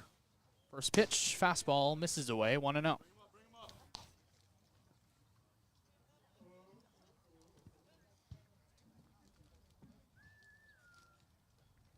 One and 0 to the third hitter in this Potters lineup, J.T. Walden. Zach Button on the bump, fires a slider way outside. Just didn't get the right snap on that one, and it's 2-0. The dangerous Chase Stanky waits on deck. It's all Zach Button for the Dads. No one even stretching in the bullpen. 2-0, misses outside with a fastball. 3-0. Don't want to walk the leadoff hitter, especially not in a guy like JT Walden, who does have the power to really open this game a little bit, but he's a guy you can go after even with that batting average up over 370. He is a guy that strikes out pretty frequently. The 3-0. Button misses outside, ball 4. So the leadoff runner on, and Chase Stanky comes to the plate. Catcher Chase Stanky. Stanky 1 for 2 on the day. Walks in his last at bat, also singled, scored a run, and flew out to right. Really, that 3 spot allowed by Gabe Tanner in the 4th is the difference in this game right now. 3-1. Stanky bats from the left side. The big catcher out of the University of Minnesota. Button shakes off his catcher McKenna. Shakes off again. Now peers to first, finds the sign he likes. First pitch to Stanky. Hit on the ground to second base, could be 2. Corio to puts at second for 1. Return throw to first, in time to get him. Nice turn by the Crawdads middle infield. And that's exactly what Zach Button needed there. 4-6-3 races the runner to lead off the inning. Now Nolan McCarthy. McCarthy having a really nice day. 2 for 3, a double, a single, scored a run, and also grounded out. Playing a very solid center field as well is Nolan McCarthy. 2 outs now. First pitch. Slider just misses. A little tight. McKenna couldn't get the call as he snapped his glove back in. Button. Pitches. Fastball, foul tipped back into the glove of McKenna. Strike 1. I think Zach Button has the potential to be one of the best relievers, not just on this Crawdads team, but in all of the CCL. He is just nasty. 1-1, grounded hard but foul past third, 1-2. And the Crawdads have firsthand seen success in a guy that throws from this arm angle with that high 8s to low 9s in Nick Proctor, the doctor, down in Santa Barbara. The 1-2. Popped foul. I think that Zach Button doesn't have the same strikeout capability maybe as Proctor, as Jason Franks up in Healdsburg, but just his deceptiveness, and he gets a lot of soft contact. The 1-2. Check swing, did he go? Yes, he did, on a slider in the dirt. McKenna applies the tag, and a nice job by Zach Button to work around the leadoff walk. No runner stranded. Will head to the bottom of the 8th inning. 3-1 the score here on the Crawdads Streaming Network.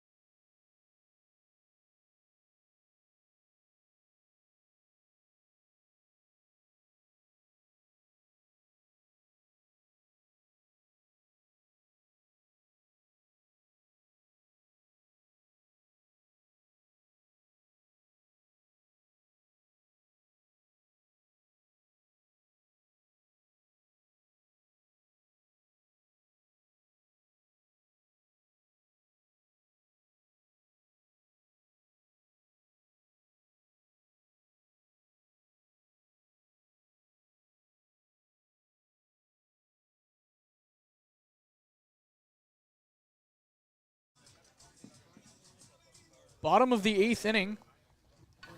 3-1 the score. The Crawdads trail. They'll have Ryan Ellis, Matt King, and Joey Donnelly to try to turn the tide here. Ellis 0 for 2.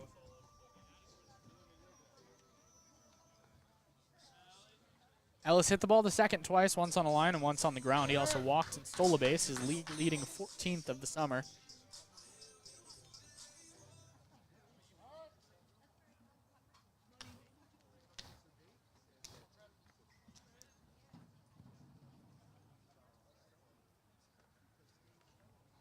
Crowley, first pitch of his second frame of work, catches the zone on a fastball. 0-1.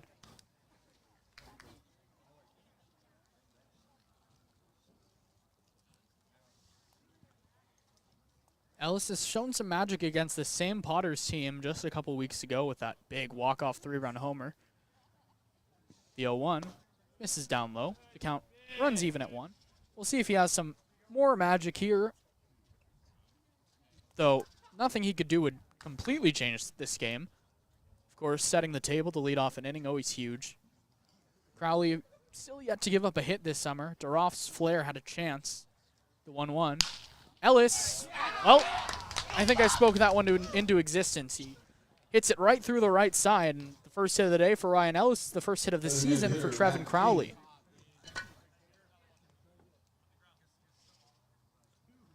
Now Matt King, 0 for 2 on the day, 2 strikeouts and a walk. He looked like he was struggling in the box against Craig Schmidt. That big slider.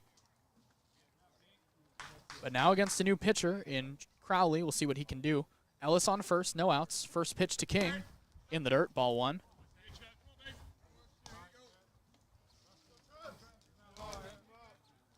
We'll see if Ellis has any intentions of potentially running here, though of course the Crawdads don't want to give up an out, so Ellis would have to know he had the bag taken. Pickoff move, Ellis back in standing as the swipe tag by Walden doesn't get him.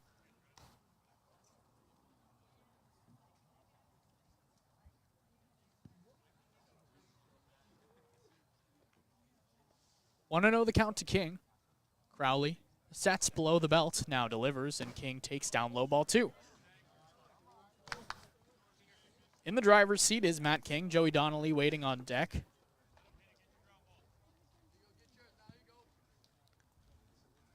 Two and 0. The Dads need to string together some base runners.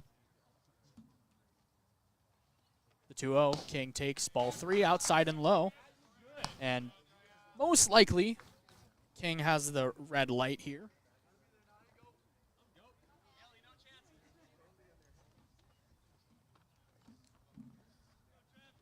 King sitting dead red on one spot. Crowley, the 3-0, right down Broadway, called strike 1.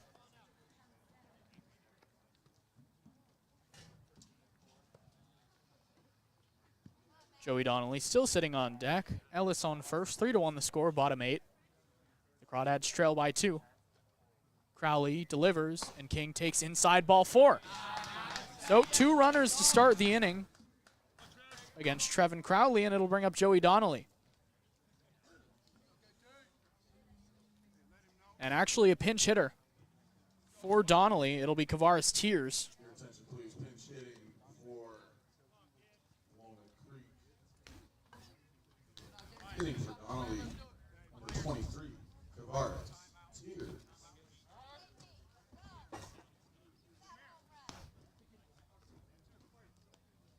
Timeout is called as manager Cummings wants a word with his base runners and with Kavaris Tears. I have never seen this before. I've never seen just the base runners and the coaching staff run off the field and talk to their coach on the sideline. This looks like a basketball game. Manager Cummings in the dugout for one of the first times this entire season. Usually he's coaching at first base. Crawdads have another assistant coach over at first. Of course, John Jensen over at third. Devon Golden, the first base coach, was a Crawdads coach last summer. He's part-time this summer with the Dads.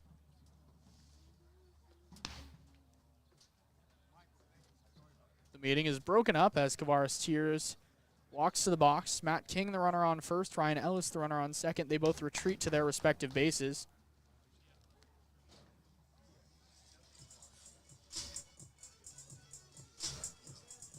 Three to 1 the score in the bottom of the 8th.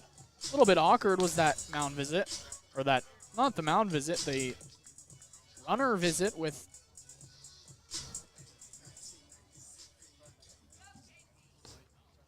so now Kavaris Tears. His family's in attendance today. Good to see them out here. I introduced myself to them before the game. It was really nice to kind of put a family to a player. Tears, first at bat of the day against Crowley, who delivers. Tears takes, down low, ball 1. KT so far this summer, .250 average, 3 home runs, 18 runs batted in. Just effortless power from the left side for Tears. We'll see what he can do here against Crowley. Ellis bouncing off second. The 1-0. Tears takes outside, ball 2. So the issue this season for Trevin Crowley was always the walk. Now 8 of them in just 9 innings this summer. Of course, just 1 hit. We'll see what Tears does here. Likely has the green light on 2-0. He's always a free swinger. Crowley, the 2-0. Tears takes, strike 1 called on the inner edge. And I think that might have been Kavares Tears' pitch. He usually loves turning on that pitch on the inside corner and hitting it over to that softball field in dead right. We'll see what he does here, 2-1. He has been working on his patience recently.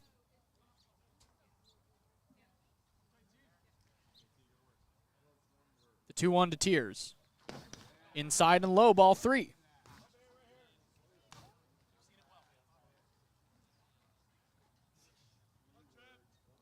So 3-1 to Kavares Tears. Jack Ben Shoshan, the hitter on deck.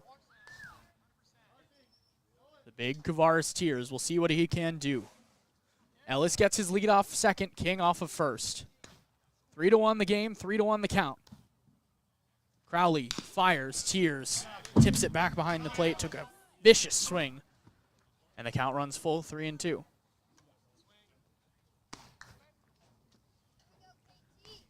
Little bit of action in the Lincoln bullpen as Ryan Sturgeon starts to get loose. Still no one up for the Crawdads, who trail 3-1 in the bottom of the 8th. Kavares Tears, the hitter, in his first at bat, right off the bench. Pinch hit opportunity with runners on first and second. Crowley comes set. The 3-2 pitch. Tears, high fly ball, shallow left field, and foul. Stahl giving chase into the bullpen, and it drops right in front of him. He just lost it out there, and Tears gets another chance.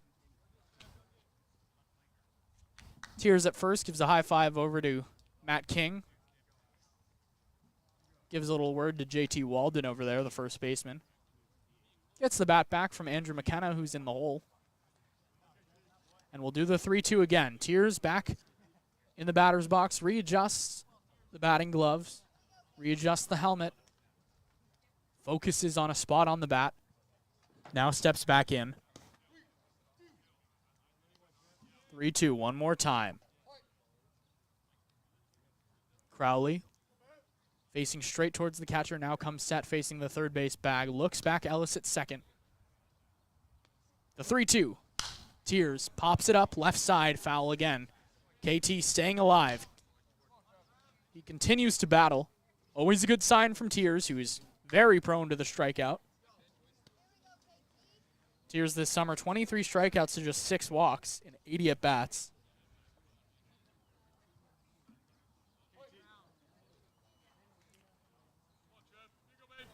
(3-2) the count. Trevin Crowley, the pitcher. He sets below the belt.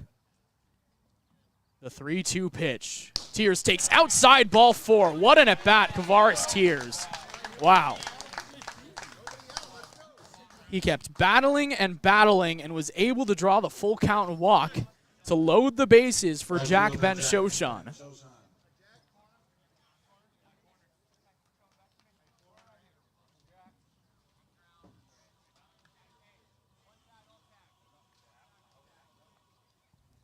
Jack Ben Shoshan 0 for 3 today. Now working with the bases loaded. Trevin Crowley, the hitter, or the pitcher, excuse me. He's walked 2 batters and given up a hit this inning. Still no outs. 3-1 the score. Crowley comes set. First pitch. Ben Shoshan takes a little bit low. Ball 1.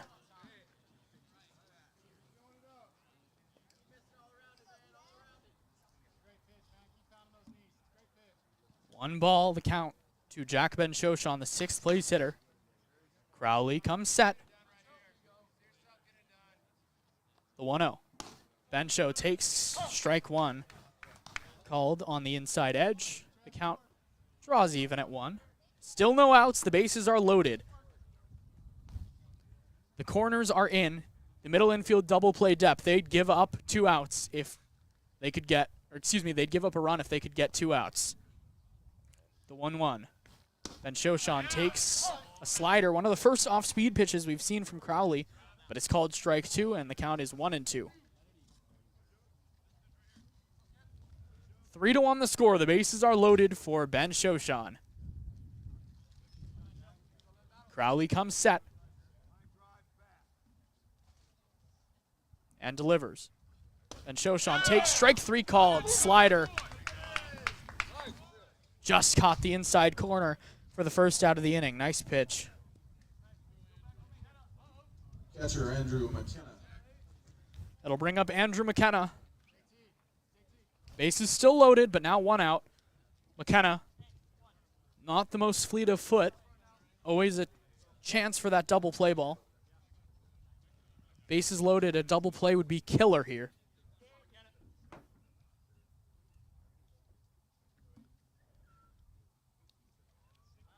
We'll see what McKenna has. First pitch, fouled back behind the plate, 0-1.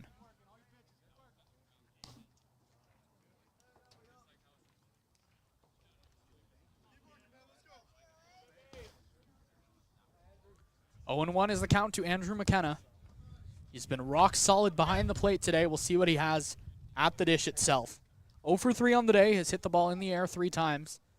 A ball deep to the outfield would likely bring in a run with a lot of speed on third in Ryan Ellis. Ellis on third, Duroff on second, Tears on first. The 0-1. McKenna takes strike 2. Called on the outside. 0-2. If Trevin Crowley can get out of this, I don't even know what I can say about that. 0-2 to McKenna. The infield shaded to the right. Stahl far off the bag, leaving a lot of room there. The 0-2. McKenna takes way outside. Ball 1, stopped by Stanky.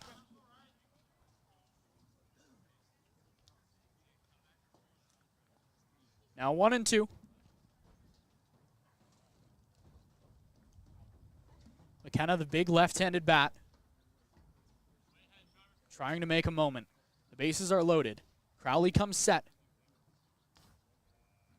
The 1-2. High fly ball to center. This should bring in a run. Under it, McCarthy. Ellis is going to tag. McCarthy's throw is going to come into third. It's cut off, and Ellis comes home to score. It's 3-2. So a nice job by Andrew McKenna to put the ball in play, make sure a run comes home. And the Dads inch closer, now 3-2. I think if McCarthy goes home with that one, there's a chance he gets Ellis at the plate. But he wanted to make sure that King on second stayed right there. And it'll bring up Tyson Corio. And really, if the Crawdads, if there's anyone on this team they want in this situation right now, this might be the guy. 3 for 3 is Tyson Corio. A trio of singles out to right field. King's on second. Tears is on first. 2 outs now, but 3-2 is the score. First pitch to Corio. Way outside, ball 1.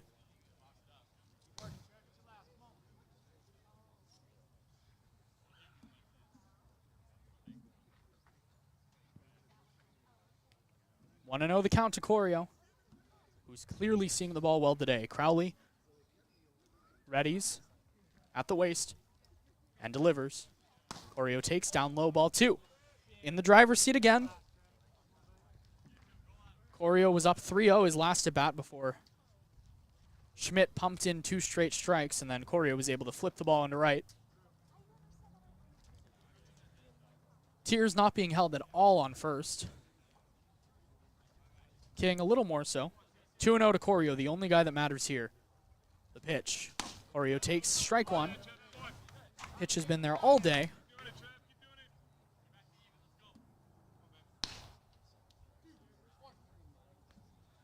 Now 2-1 to Tyson Corio. One of the vets on this team. The 2-1.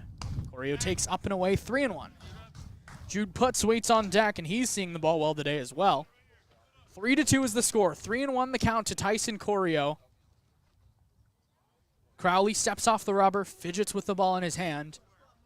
Takes a deep breath, now steps back onto the slab on the third base side. Dangles the right arm. Now comes set. Brings his hands to his hips. Steps off. He'll reset. Every pitch now becomes the biggest pitch of the game. And we'll see what the Crawdads have in them. 3-1 the count to Tyson Corio. Crowley plays with his hat. Arm held right below his right leg. Now he brings it down to his hip, the 3-1. Corio takes inside, ball 4. The bases are going to be loaded for Jude Putz. 3 walks and a hit this inning for the Dads. They only have 1 run to show for it, and we'll see what Jude Putz can do.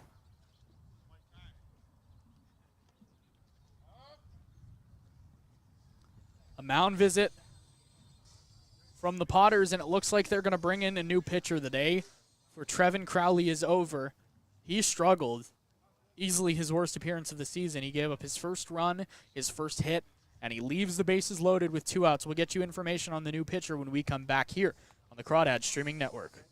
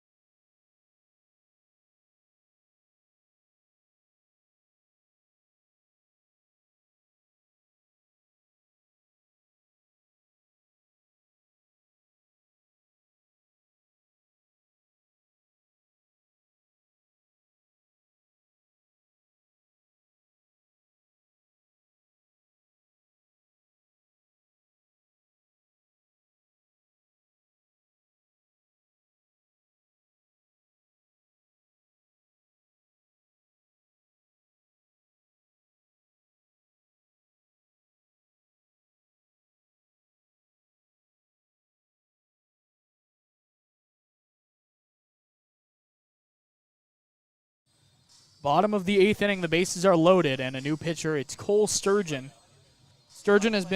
Ryan Sturgeon. 12 games, 18 innings, 16 strikeouts, a 3.5 ERA. The bases are loaded, though.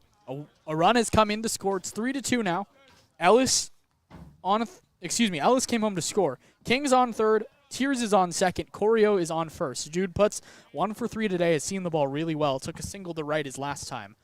Sturgeon sets and fires up and in to Putz. 1-0. He ducked out of the way.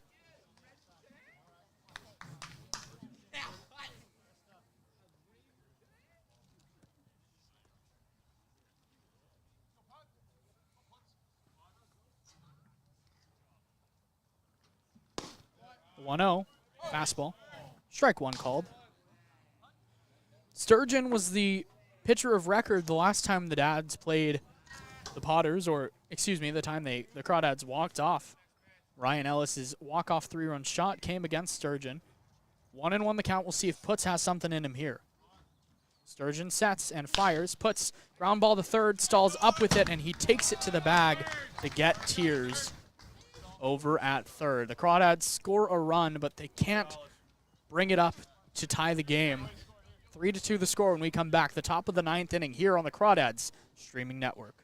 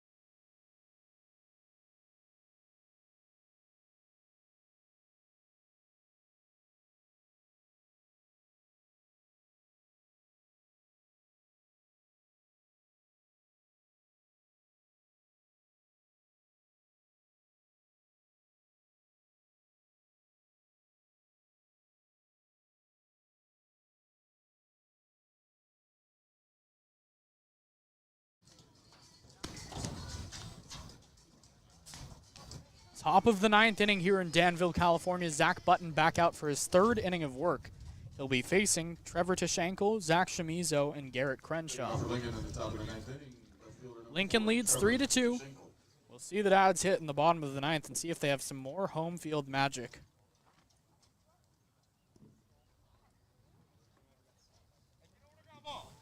Tashenko, 0 for 1 officially, has 2 sacks today. A sack bunt and a sack fly. First pitch to Schenkel out of Cal. Button delivers way outside with the slider. He just underdid that one a little bit. 1-0.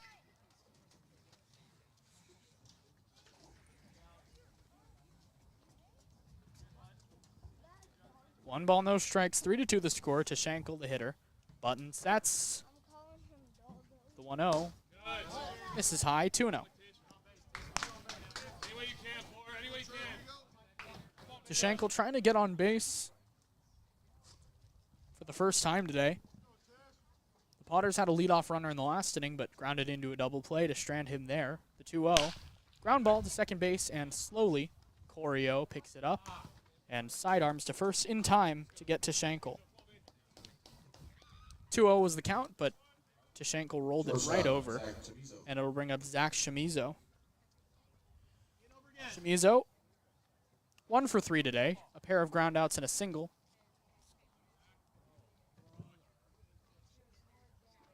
Button trying to hand the ball to the Crawdads bats to hit in the bottom of the 9th inning, the top of the lineup for the Crawdads. First pitch to Chamizo. High pop-up, big league pop-up, right behind second. Corio out into right field, but Ben Shoshan coming in calls him off and makes the catch for the second out of the inning. First pitch swinging was Chamizo for the second straight at bat. Unable to get anything out of it, and it'll bring up Garrett Crenshaw. Crenshaw, 1 for 3 today. He was robbed of a hit his last time as Jude Putz went out into shallow left center and went into a slide to make the catch over his shoulder. First pitch, a slider that can't catch the outer half. 1-0.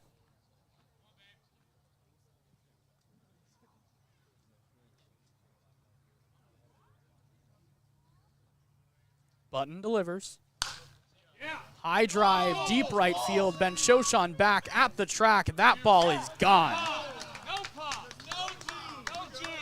Garrett Crenshaw gives it a ride, and the Potters lead it 4-2. That's the insurance run. We'll see if Button can come back and set down Stahl. But that's a big one. Let's go, baby. Come on, G. Let's go. Come on. Hell yeah. No juice. Third baseman Drew Stahl. Now Drew Stahl, the third baseman, who's 0 for 2 today, also walked. First pitch, Stahl taps it right to Button on the mound. On a hop, he'll just take it to the bag himself to end the inning. But the Potters score once. On a solo shot by Garrett Crenshaw, they extend the lead. It's 4-2. Schmidt, Duroff, Ellis, 2 to tie, 3 to win when we come back on the Crawdads streaming network.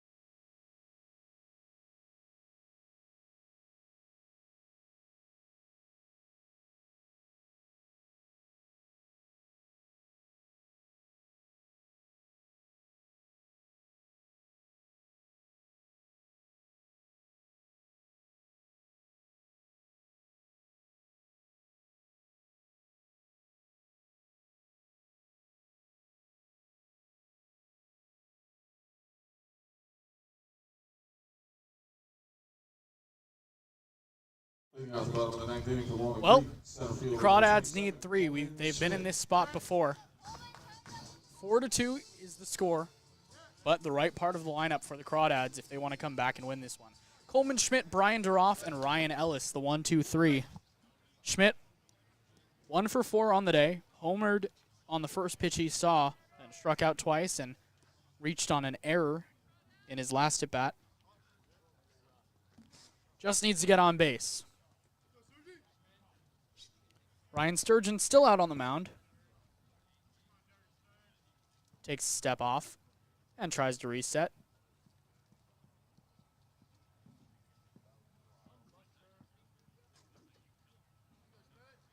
Now he's ready. First pitch to Schmidt. Swung on and missed, a good slider.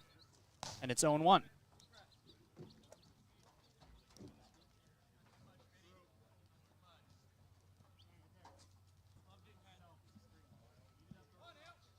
Anyway, anyhow, Coleman Schmidt just needs to get on base.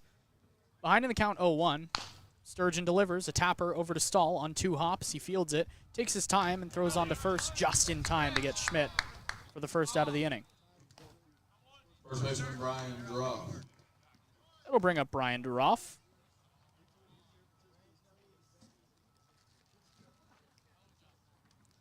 Duroff on the day, 1 for 4, singled, and then got the ball elevated 3 times. The last time he was up, it looked like he might have a knock to bring in a couple, but Zach Chamizo went out and made a miraculous play in shallow left to rob him of a hit.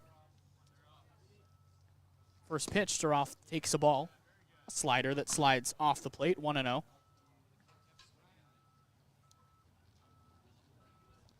4-2 the score in the bottom of the 9th inning. Sturgeon takes a breath, now sets and delivers. Ball 2 down in the dirt on a fastball, 2-0.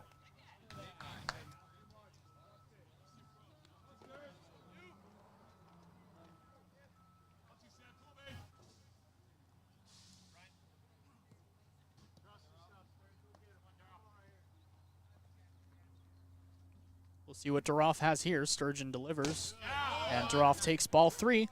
Low and away. Stanky tried snapping it back in the zone, but was unable to. With the Crawdads needing a base runner, likely that Duroff has the red light here.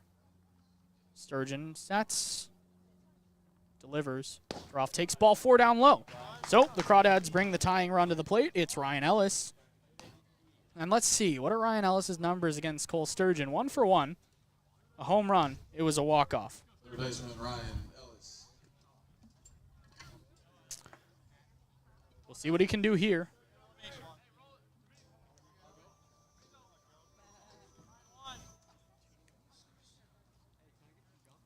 Duroff on first. Ellis the hitter. Sturgeon comes set. First pitch sails outside, 1-0. 4-2, bottom of the 9th inning. The Dads have the tying run at the plate with Duroff on first.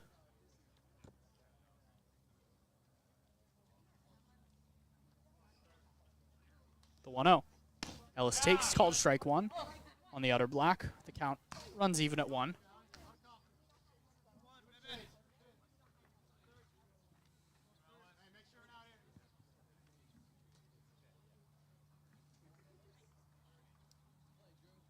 Sturgeon sets, winds and delivers, and Ellis is way late on a fastball.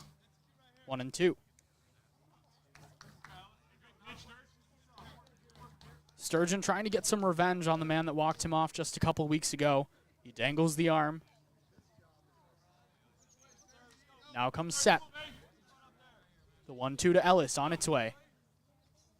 Up and away, 2-2.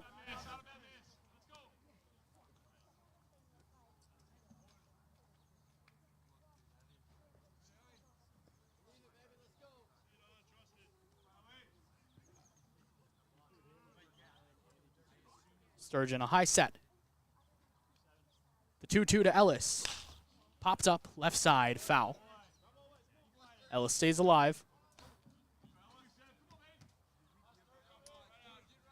Ball got off the skinny part of his bat, and Ellis clearly in a little pain, has got to shake off the hands a little bit. 2-2. Home plate umpire Mike Stankiewicz gives him a little time. Dusts off a plate that doesn't really need dusting. 2-2 to Ellis with 1 out. Ellis the tying run at the plate. Sturgeon hangs his arm, checks her off. Now comes set. The 2-2. Ellis lines this one into shallow right, coming in and making the catch is Crenshaw, just above the shoe tops for the second out of the inning.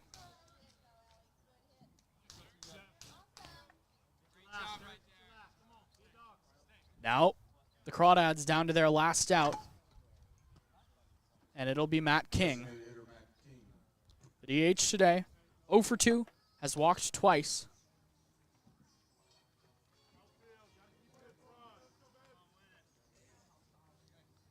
Four to 2 the score. Ryan Sturgeon, the pitcher, trying to close it down, get the save. Already has one this summer. He comes set. First pitch to King. Up and away, ball 1.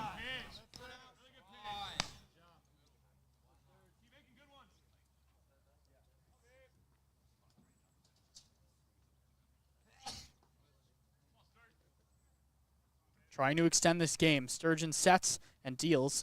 King hits one off his fist back behind the plate. The count draws even, 1-1.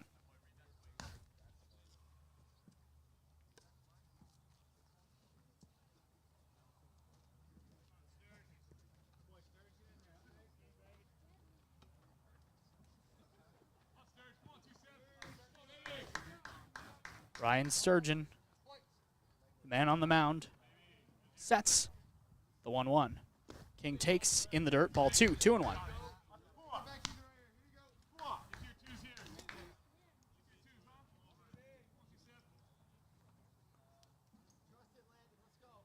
Two-1 to King with Duroff on first. 4-2 the score. Sturgeon delivers. King takes down low, ball 3. 3 balls, 1 strike to King. Kavaris Tears waits on deck. If King sees pitch in his location, he would turn on it here. Sturgeon knows what he's going to. The 3-1. King takes, called strike 2 on the inside edge. King thought it was ball 4. Started heading over to first base, but the strike was called by Stankiewicz behind the plate. Now King has to protect. 3-2 the count. 2 outs. Bottom 9. Sturgeon is ready. Duroff will be going with the pitch. He does. The 3-2. King hits a high pop-up. Shallow left field. Shimizu back. He settles under it, does the pop-up dance, and makes the catch to end the game. The Crawdads lose their 3rd straight. They got the tying run to the plate in the bottom of the 9th inning, but couldn't bring him home. 4-2 is the final. 4 runs on 5 hits and an error for Lincoln. 2 runs, 7 hits, and no errors for the Walnut Creek Crawdads. The win goes to Craig Schmidt. The starter. The loss goes to Gabe Tanner. The save goes to Ryan Sturgeon, his 2nd of the season. The Potters improved to 25-15, 9-10 in league. They inch closer to the Crawdads, who are in 2nd place still. The Crawdads fall to 19-14 and 12-9 in league. Final time of game, 2 hours and 46 minutes. The Dads will play once again tomorrow up in Sonoma. For Alon to say, I'm Austin Oda. The Crawdads fall in this one